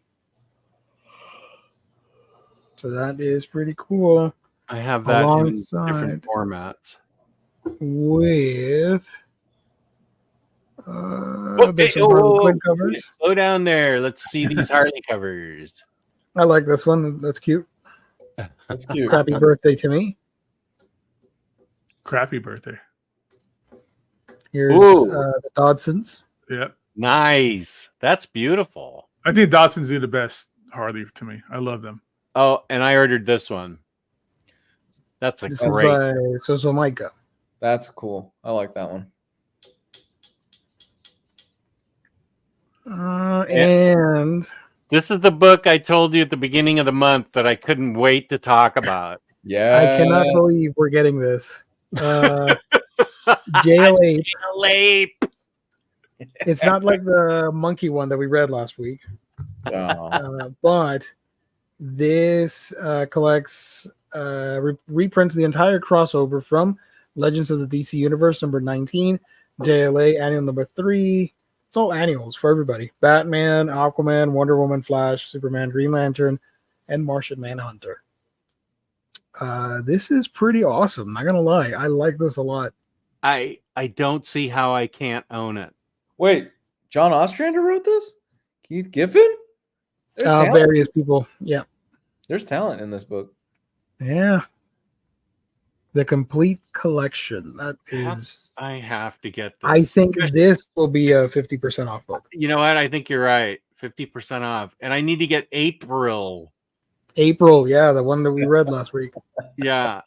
James clipped that and put it in the Discord. It's a one shot. I downloaded it on my tablet and I have not read it yet. So I will let us know. A review next week of that. Oh yeah, wait for next month because it's gonna be yeah. April. Yeah. Here's a second printing of Hellblazer Dead in America since we were talking. Nice. Good stuff. Try Spurrier. Yeah. I love the Jock cover.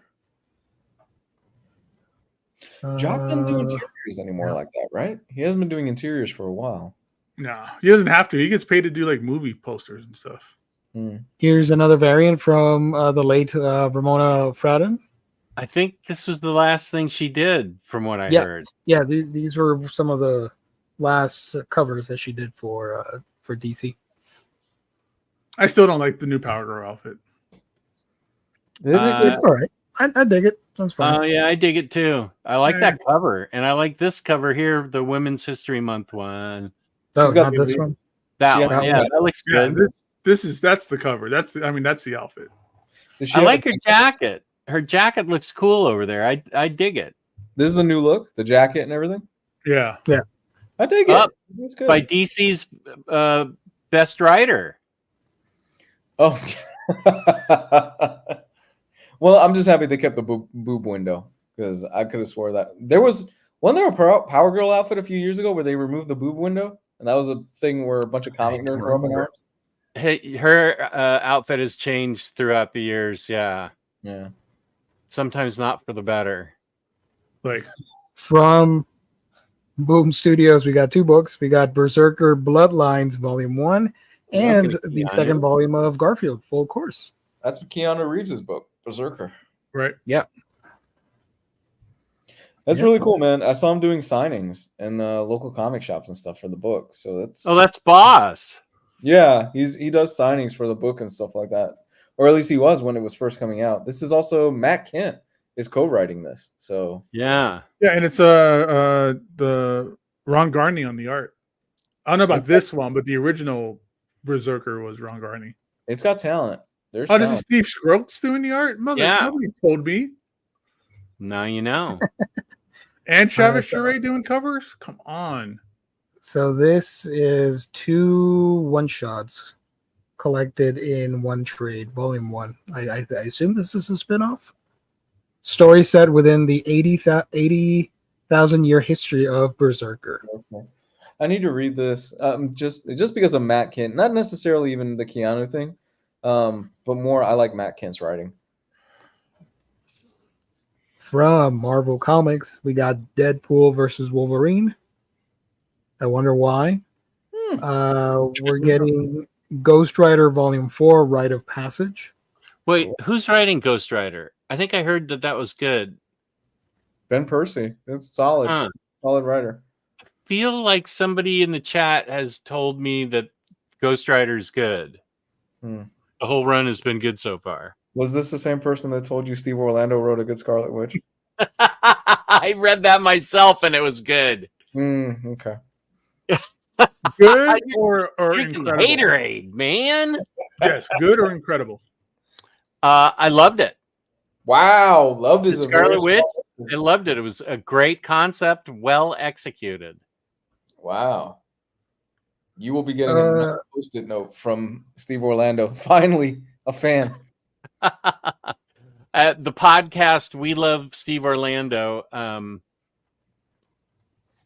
will be starting to wait. Chat. What? Oh, Freddie's the one that told me. Oh, okay, it's the Brisson Ghost Rider. Okay, I should get that because Spirit of Vengeance storyline, right? I think. Okay, it was the Brisson Ghost Rider. So I do have a question, but I guess the chat already answered. Thank you, Freddie. Because I would like to own some Ghost Rider stuff, but not like full runs. Is there something small and concise that I can get that's modern for Ghost Rider? Probably. How long was that run? The prison run? How about the Travel Foreman stuff when they introduced Robbie Reyes? I have read that. That's really good. I have there's a complete collection of it.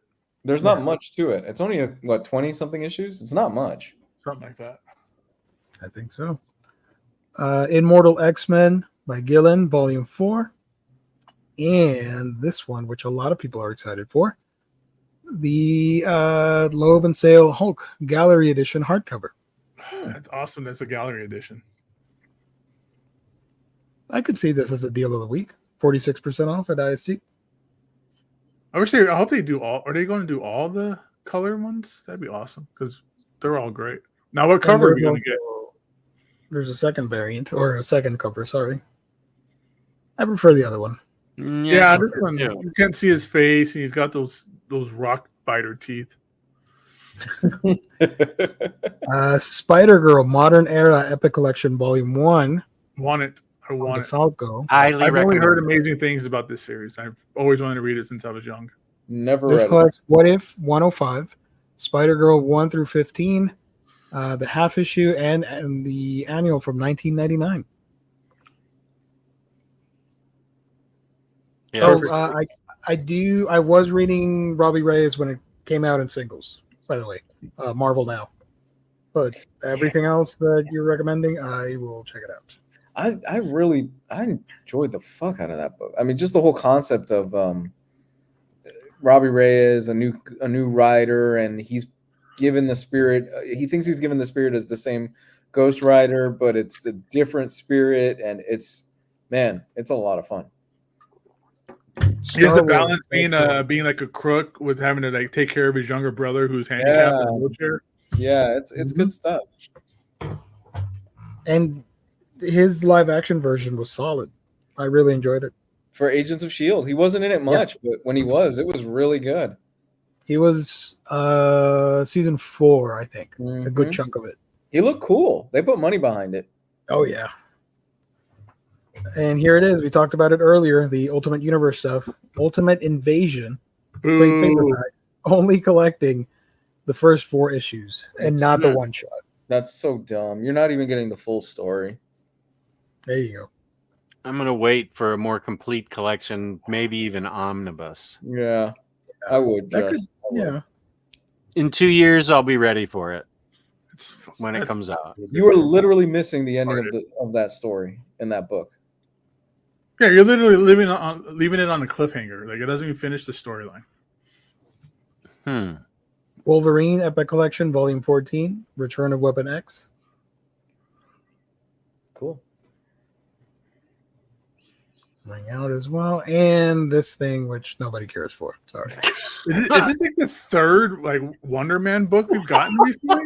I don't know why I understand that they had. We got an omnibus. We got that Marvel Universe like hodgepodge thing, and now this nonsense. What can anyone collect in here that hasn't been collected in those other 2 monstrosities? Somebody's funneling money. Somebody's funneling money through this book. There's got to be something else that's going on. Money laundering. There has to be something else that's going on through this book. This is like the D-list of D-list characters. Nobody is buying this.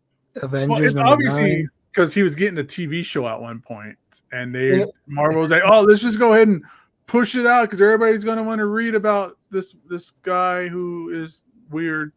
Wonderful. In a few months, look, in a few months, a lot of you are going to be opening up your IST boxes or your DCBS boxes, and you're going to be going, you know what? I got all these cool books. Why the fuck is there a Wonder Man omnibus in here? Because they didn't sell, so they have to get rid of them. That's why. They're going to start using them as padding. Complimentary. Here, enjoy a complimentary. What the hell is this? Wonder Man: The Saga of Simon Williams, trade paperback on us. Nobody cares. Nobody cares about Wonder Man. Nobody's cared about Wonder Man in 40 years. Did they even care about him then? No. Captain Underpants, you're on notice. You can't be selling that narrative around here. No, that's not going to fly. I get it. You know, I like some weird stuff too, so I'm not gonna. He's kidding. You know what? There was a justification. Can't be serious. There was a justification for ROM. I get ROM. Why Wonder Man? What's the who in Marvel's collected edition department loves Wonder Man this much that Geo cannot get a fucking Inhumans hardcover? It's money. They love money, and they think that since the Disney Plus series was in the works, that they were going to get something out of it. Look, so there's the Marvelverse and Wonder Man early years omnibus for 38% off. That's too much, dude. This is $6. That's too much. Is this the same material? It might be. Wait, let me read my list, and you can compare. Oh, sorry. This collects Avengers number 9, 152 to 153. Wonder Man number 1, Tales of the Marvels, Wonder Years 1 and 2, Avengers 2, Wonder Man and the Beast 1 and 3, Wonder Man 1 through 5 from 2006, and material from Avengers Annual number 6. Okay, this one has a total of 4 issues. 4. Oh, I see number 9, the first appearance. 1, 2, 3, 4, and that they were trying to sell for $10 at one point, and it's $6 now on IST. Ugh. Yikes. I mean, the dude doesn't even have cool costumes. Look at that. I don't know about that. That jacket is badass. Yeah, with his Jim Steranko look with the turtleneck. I don't know about that. Oh yeah, Jim Steranko still wears that look, and he still pulls it off at cons. Jim Steranko pulls it off better than Wonder Man. Yes, he does. Hayden, let's go. That's a funny mistake. You'll be back, Freddie, in like 5 minutes. Oh, he's already back. Oh, he's back? Okay. God, Wonder Man. From Dynamite, we got Gargoyles Volume 1 here in Manhattan. This collects the first, how many issues? 6 issues. 6, okay. So that's pretty cool that we have the Gargoyles back. I read the first issue and I couldn't stand it. It's the art. The art, you can deal with the art. It's really super computer art that I just can't. There's no background. It's all just filtered. There's all just spot patterns. Yeah, I do like this cover though. the cover's good. That much. Oh yeah, it's David Nakayama. Yeah. And that was from Dynamite. And the other section here, the manga stuff we cover on Thursdays. In case you're new, we do the show on Thursday talking about manga releases. This week we're going to cover all the April manga releases if you're interested. IDW has this thing, which is super creepy. Ooh, that is creepy. From the creators of the October Faction, Steve Niles and Damien Worm, comes a new horror tale. Recently, the guy named Damien Worm is doing a horror book. Mark Turner has returned to his Come on. has returned to his hometown looking for a second chance. He'll rebuild the old church into a new home if the locals let him. But Turner Island has a secret, one tracing back to when it was named after Mark's ancestors. Who or what is, how do I pronounce this? Bryn Mawr? Bryn Mawr? Okay. So you can find out. Bryn Mawr. I liked October Faction by him. 30 Days of Night. 30 days. I'm Okay. not familiar with Mr. Worm. Not related to Dune. Sorry. Or Beetlejuice. or Beetlejuice. Descender Compendium trade paperback. You get the whole thing in one chunky trade. Essentially a soft cover omnibus. This collects all 32 issues of Descender from Jeff Lemire. It's got beautiful art. Descender has a really beautiful art. Also noteworthy here. I know it's a manga, but Alien Books, which has been co-publishing the Valiant stuff, they got in the manga game recently, and these are some of their first releases ever. So if you want to check those out, this week they're coming out. From Rebellion 2000 AD, Essential Rogue Trooper Genetic Infantryman. Fist of the North Star, Volume 12. Yeah. How much do I have? I'm up to 6. Shit. From Cinebook, we got Fiery Arrow. For Better or Worse, Complete Library Hardcover, Volume 8 from IDW. I love that series. Shout out to Curtis from the Epic Marvel podcast. He works on these books. These are great books. This is from 2003 to 2006. Wow. Every strip. I miss those comic strips. Do they even do comic strips in the paper anymore? Do they even have the paper anymore? Yeah, you can still get the printed paper. Yeah, I read the Washington Post on my tablet. We're talking about printed paper, Jess. Can you get it delivered? Well, yeah, they still have a big selection of newspapers in 7-Eleven. I'm going to do that this weekend. I'm going to buy a newspaper just for the hell of it. Why? Where do you buy a newspaper? Because they used to have stands. They used to have kids at like restaurants selling them. I used to put a quarter in the machine and take all the newspapers. I remember going to Walmart on Sunday morning, bright and early with my dad, and I'd buy the newspaper just for the funny strips. You buy them at the restaurants and stuff back in the day? Go to the pool hall, you buy yourself a pack of smokes from the smoke machine and a newspaper. Good times. Visit Daddy at the methadone clinic. From Bald Comics, we got Godfell, the complete series. From PS Art Books, we got Golden Age Fight Comics features Tiger Girl, hardcover and softie, with the slipcase too. Word. Hack Slash Deluxe Edition hardcover volume 4 from Image. Wait, can you click on that so I can see who's writing that? So it's Tim Seeley, right? Okay, yeah. There's one that's coming out by Zoe Thorogood. That's one that maybe it's the next one that comes out. So, a hefty brick of critically acclaimed horror goodness. Can somebody explain to me what's the deal with the Hack Slash? Because they started it, they stopped it, and they brought it back as a new number 1, right? With the same name. Didn't they do that?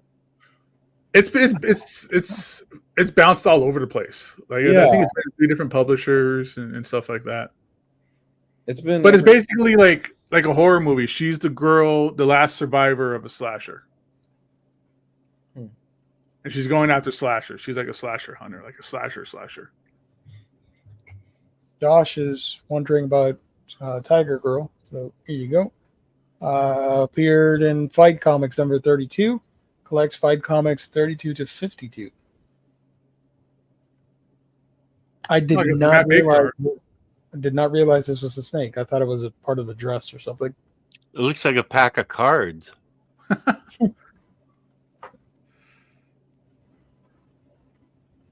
Now that healer from Shadow, whatever that manga, I don't know what he's trying to heal, but he's not touching her in the right place.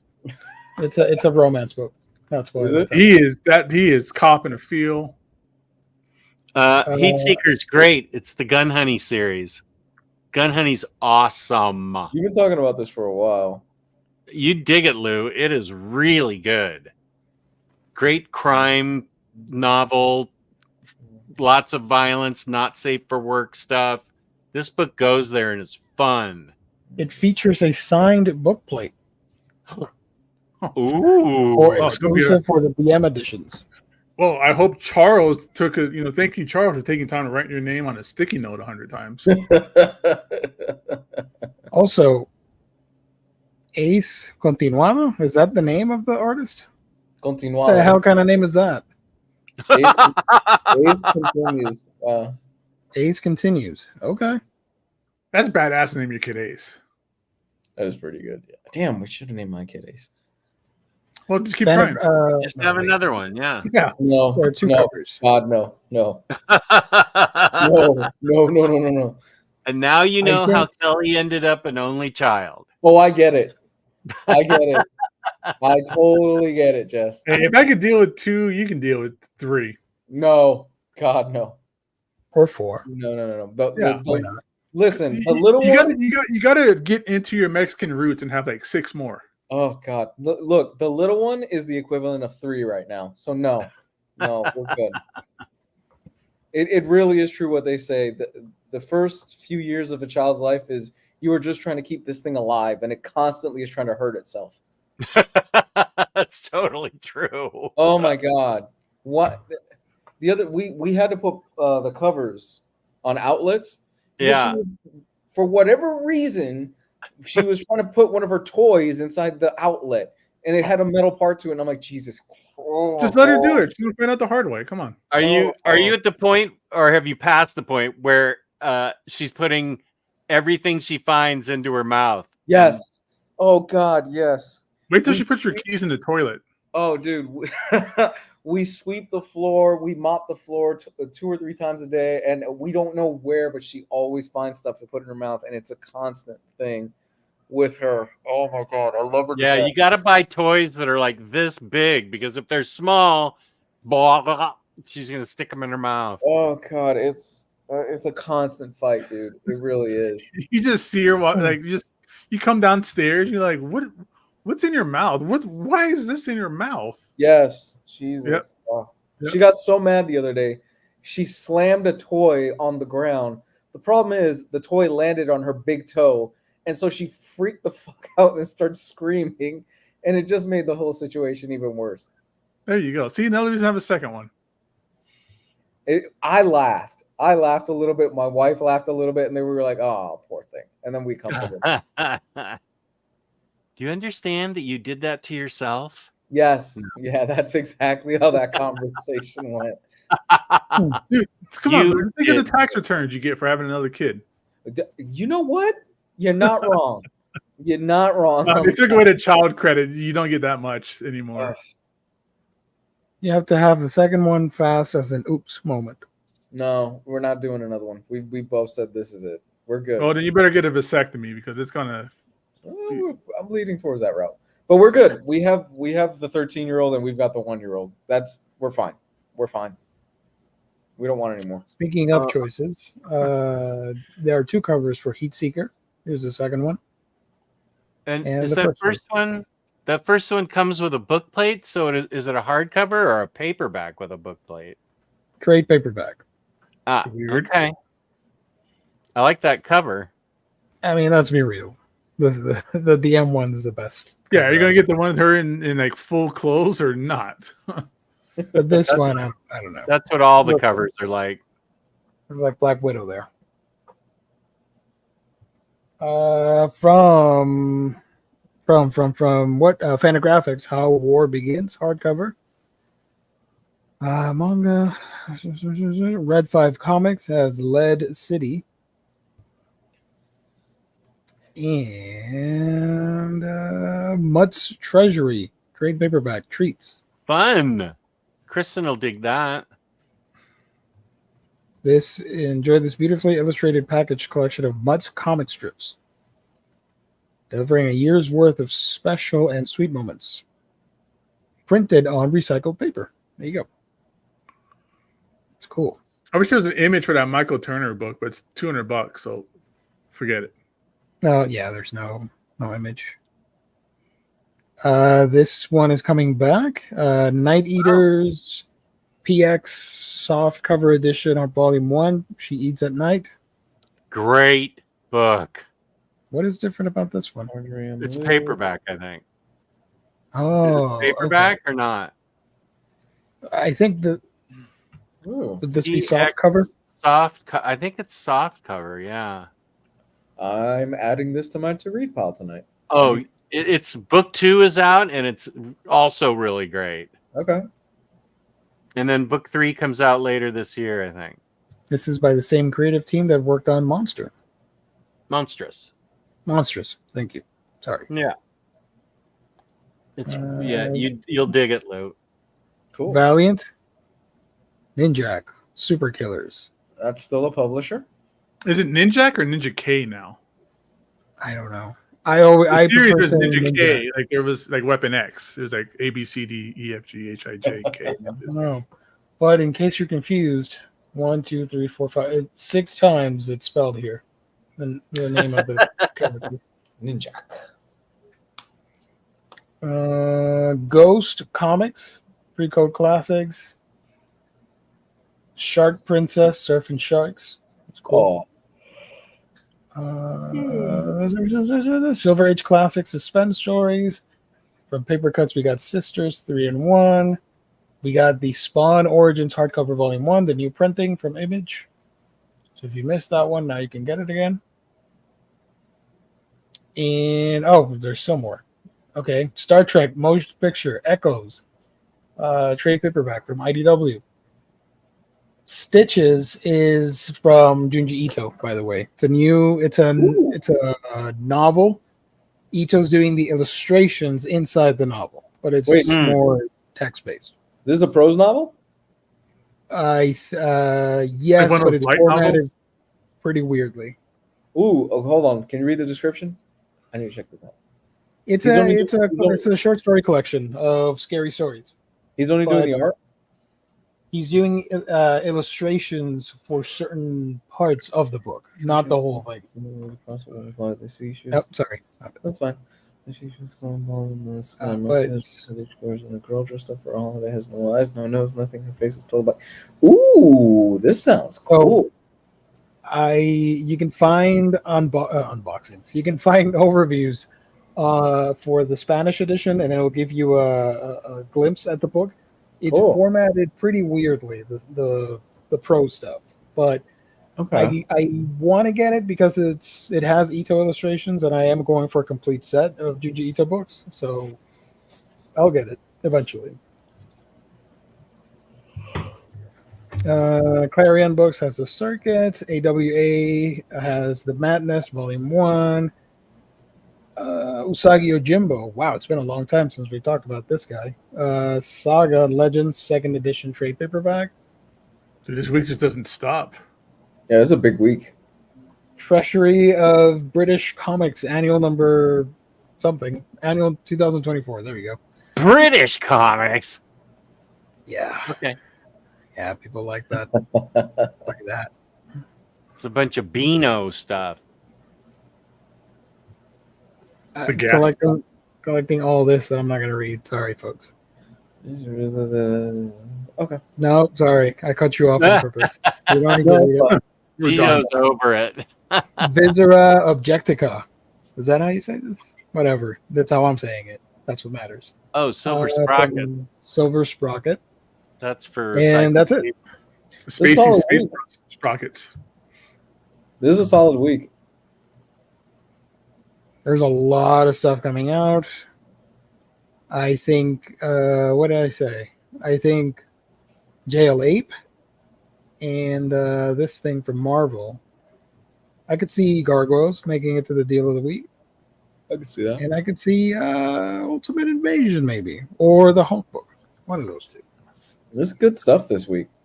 Rising, I think Daredevil by Brubaker Volume 2 is next week. No, and there's Jess's next X-Men book right there. Immortal X-Men. Yep, I'm getting that. It's supposed to be amazing. Kieran Gillen. Yeah. I like the cover. Pretty cool. It's a pretty cool sword. So this book you can get. What was that? James is correcting me, saying Daredevil's coming out this week. Oh, find me a link, James. Find me a link. Cool stuff, man. So all these books. Oh, you know what? He's right. It is coming out this week. We just didn't have it on previews. Invincible Volume 5 is coming out this week. X-Men, Mighty Marvel Masterworks X-Men. We didn't see that, did we? We Nope. did see JLAPE. What list do you have, Jess? Sorry? What list are you going off of? The one I do with comic releases every month at the beginning of the month. We need to start cross-referencing. I keep it just for purposes like this, so I can double check. So yeah, they're right. Daredevil is coming out this week. That's a must get. Well, if you have Volume 1 and the 2 Bendis volumes or whatever, and Joe Quesada. Keep going. I'm tapping. I'm doing. And Frank Miller and DG Chichester and Innocenti and the Senti stuff. You can skip Andy Diggle stuff and Shadowland. Yeah. I got nothing more. All right. You're all vouching for the website. I might as well put it up. Yeah, you just had it. Here it is. There it is, yeah. So, go to Penguin. Any day now. Daredevil by Brubaker and Lark Omnibus Volume 2. Wait, are these guys sponsoring us? Forget them. I'm just kidding. Here's the variant. Cover. DM only. Ooh, No, thank you, Joe Quesada. No. Not a fan. No, brother, no. What else did I miss? Did we do 100 Bullets? That's April. Oh. First week of April. What the hell? I told you. Wait, let me look. X-Men something? X-Men Marvel Masterworks X-Men 16. This thing? Okay. Yeah. For those of you that are collecting those. Oh, and Marvel how about Masterworks Invincible? How about Invincible Volume 5? Jesus, why is this $100? God damn. Wow. And the Daredevil 175. What? $100. Hold up. For a masterwork of like 6 issues? This has got to be an Omar price, right? Email Omar about why this is $100 and you'll get an answer. What the hell's happening here? What's included in this? For $100 issues. 6 issues for $100. No way. Yeah, it's $100. Jimmy. It's from the Bezos website. This collects 232 to 243, X-Men annual number 12, X Factor 37 to 39. Oh, well, I'm wrong. Usually those things are like 6 issues. This to me just proves that Marvel thinks X-Men fans will buy anything, and they're right. No, the Marvel Masterworks people will buy anything Marvel Masterworks. Oh yeah, that's true. Cursive X. Yeah, you're getting that X tax. Interesting. That is. Wait till the movie comes out. That thing will be $125. That is. How many issues is that? It was more than 6. What was it again? Yeah, it was like 14. Yeah, it was pretty big. That's big for those Masterworks. They're usually really small. Oh, here it is. 232 to 43, annual number 12, and X Factor 37 to 39. So 11, 12, that's 13, that's 12. About 14, 15 issues? That's a lot for what is essentially just a trade collection in hardbound or whatever it's called. Oh well, not for me. I'll use that $100 on something else. But if you like it, that's all that for matters. me. You're right. They realize those Marvel Masterworks guys, they'll buy anything at this point. They're too deep into it. Wonder Man Masterworks. At this point, just give Wonder Man all the formats. What was the other thing you mentioned, Jess? The other book? You got them all now. I got them all? Yeah. I named 3 things and you found them. And when this is next week? Spider-Man? Yeah. Spider-Man 2099 Volume 2. Oh, Okay, we're so finally none getting of that. this. Nice. None of this. All right. Yeah. No, you're good. We're out. What is important, though, is that when these books do come out, you check out our sponsor, InStockTrades.com, your home for collected editions. You get those Omnis, trade paperbacks, hardcovers, and manga for great discounted prices that range from 42 to 50, sometimes 75% off. Free shipping in the U.S. at orders of $50 or more. Loyalty discount adds an extra 2% discount if you make it on a week-by-week basis. Great packaging and wonderful customer service only when you visit InStockTrades.com, the official sponsor of Omnibros Live. You're on the Omnibus Collectors Network. Shout out. All right. Also, shout out to, wait a minute. Shout out to, if the thing will open, Jesus, K-Dog for winning the IST gift card last week. So if you guys are watching this and you just found out, you're late. You should have been watching the last week's show. I don't see any vultures in this. They already found out. These are all the loyalists. Well, good. Fantastic. Do I have his information, K-Dogs? I don't know. I sent it to you last week or last month. Last week? Okay. Wait. I can go on the email and get it.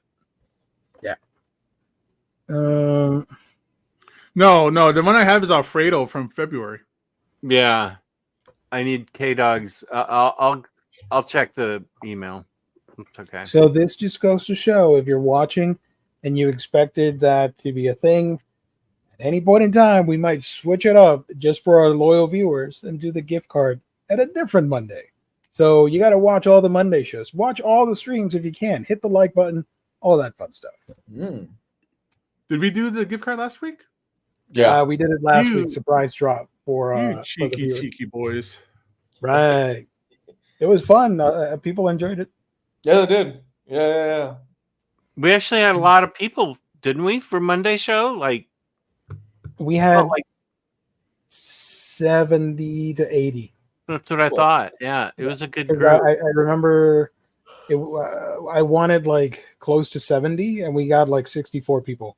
We just do that all the time. We just pick a random week that nobody knows about. Yeah, exactly. So watch all the totally for that.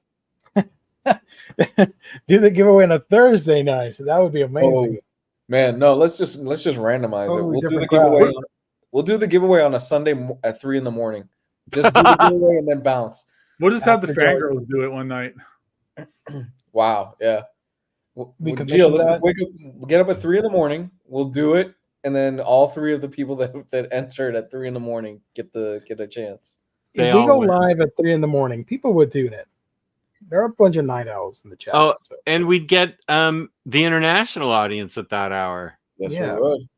I'm not up for it. By all means, you guys can do it, but it's an option. Marcel said you're going to be strict to the chat to subscribers. Does he mean only subscribers can chat with us? If you do that on YouTube, not on here, StreamYard, but on YouTube, only the people that are subscribed can chat, can write messages in the chat. Oh, well, then that's the way you do it then.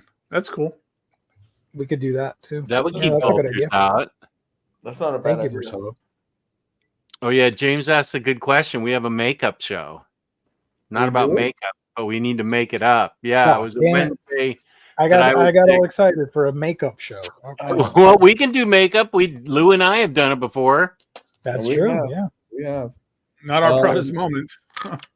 No, I was way proud that I fit in that costume. I'm free all day tomorrow. If you guys want to do it in the middle of the day tomorrow or at night, I'm totally free. Jess, makeup show tomorrow. Oh, Tuesday. Noon. Wait. Let me check. It doesn't have to be a super long show either. So. No, we could knock it out in 30 to 40 minutes. Yeah, I got nothing tomorrow. Okay, let's do it. Noon tomorrow. 30 minutes? Oh, noon? Yeah, what do you think? During the day? Yeah. Okay. I'm working, but I can join in the chat, so I can. So it'll mess just around be in the chat. me and Lou talking about. Oh, you want to just wait? Oh, I'll we have pop to have in. a show. Okay. Okay, we'll talk about what we want to talk about. Okay, good. We'll figure it out. We'll figure it out. I'll pop in. Tomorrow Okay. noon. Yeah. I have to write that down for sure. I'm gonna forget. I am in the same boat as you. I'm gonna set an alarm. Oh my gosh, my wife told me something that we had on an important phone call with our accountant. I had no idea what she was talking about, and I was on the phone call, like leading the discussion. And she said, "Remember when he said this?" I'm like, "No, what? Should we call him?" And she's like, "You're the money guy. You're supposed to know everything." I'm like, "I don't remember that conversation at all." And this was like 2 weeks ago. Okay, Tuesday show at noon. As long as it doesn't involve the IRS, you're good, Jess. Now, do you want to do it at night or you'd rather keep it at noon? I'd rather keep it at noon. Okay. What are the Omnibros' favorite Hellblazer runs? Ennis. Warren Ennis. Ellis. Ellis was good. Mike I haven't Carey. read a lot. I like Mike Carey's a lot. Who was the first one? What started? Delano. Well, I read some of that and I liked it, but again, I have no input because I've only read that bit. It's getting an omnibus, so that's good.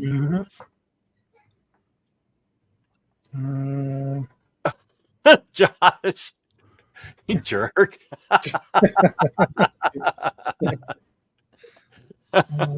That's actually very close to the truth. Ooh, William. Yeah, especially when it comes down to like this stuff we got to handle with sometimes. We both don't know what's going on. If you guys are true fans of the show, I think this is a good idea. So be on the lookout for any other Monday show. All right, just a heads up. So we're keeping it to a Monday? No, yeah, but why like, not do it on we can do it like on a Wednesday bullshit show? Why not? or But we'll sure. keep saying we give it away on the last Monday. Yeah. Is that We'll the keep idea? saying on the last Monday and then do it on another day. And Well, then that's the thing with the vultures, though, William, is they don't watch, so they already have it implanted in their head that it's the last Monday, so they don't watch. So we don't need to really keep saying it. Yeah. No, they're watching Near Myth right now. Right? Is he still on? I think Let's do it. No, I don't think he's on now. no, it's just us. So there you go. While we answer some more questions, wait, there we go. Azzarella's run is also really good. Yeah, I like that one. Hellblazer. I liked all of Hellblazer. I thought it was all very creative. Wow, do a giveaway on Periscope. Damn, I haven't thought of that in ages. We'll just do it on Vine next time. Yeah, I used to have a Periscope account, and I did live streams over there ages ago. I'll just do it on my old live journal. That was a great app, and then got bought out, and they stripped everything from it. And like TikTok and Twitter and all these other apps, they stole the live function from it. But Periscope was awesome back in the day. Wow, Marcelo's going back to ICQ. I remember those days. Dun, dun, dun, dun, dun. The door. Back on 1999 AIM. So I do want to point out before we leave that you can find, I can't point. There we go. You can find Gabe on Mondays and Wednesdays here. And you can find Lou, Comics Guide, on Mondays and Wednesdays. We got that exclusive contract. But this guy over here, adorable Omnidog, where can people find you when you're not here with us? On Omnidogs Vault on YouTube, Omnidogs_Vault on Instagram, and Omnidogs Discord, and special noonday show tomorrow. Topic to be figured out. Maybe underrated movies like we got going on tonight or something. Get Jester to give away via Latin chat. Oh my God. Is Latin chat a thing? Yeah, that was the thing. I thought Latin chat was just WhatsApp. Yeah, that was the thing back in what 2001, I think. Buenos días, Omni hermanos. Hoy vamos a hacer un giveaway. You have to download the show from LimeWire. I remember Winamp, and I totally did LimeWire. Yeah, that'd be a fun show idea, like retro tech that we miss or something like that. I don't know. There's something there. We'll figure it out. I don't miss having to have that extra phone line. I don't miss getting kicked off the internet when somebody picks up the phone and make a phone call. Yeah. And my 500 free hours of AOL. You can find me on my channel, Manga Geekdom, where I talk about all the manga that I'm reading. I have an upcoming video this week if you guys want to check it out. It's another reading vlog. Manga Geekdom. And I got that Discord too. Thank you, James. You can join in and chat with me. So I think we can leave for tonight. There are no more questions. Thank you all. Thank you to our sponsor, Instock Trades. Thank you to everybody watching in the chat. You guys are lovely as always. Please leave a like on your way out. It would mean a ton. Helps the channel grow, believe it or not. And that's it. We'll be back tomorrow, and then Wednesday, and then Thursday. So you're getting a whole bunch of Omnibros this week. So be sure to tune in. Yeah, make sure you subscribe to us on the Zune Marketplace. The Zune, wow, a Zune. Jeez. Soon. That's it. Peace and love. Peace and love. Bye, everybody.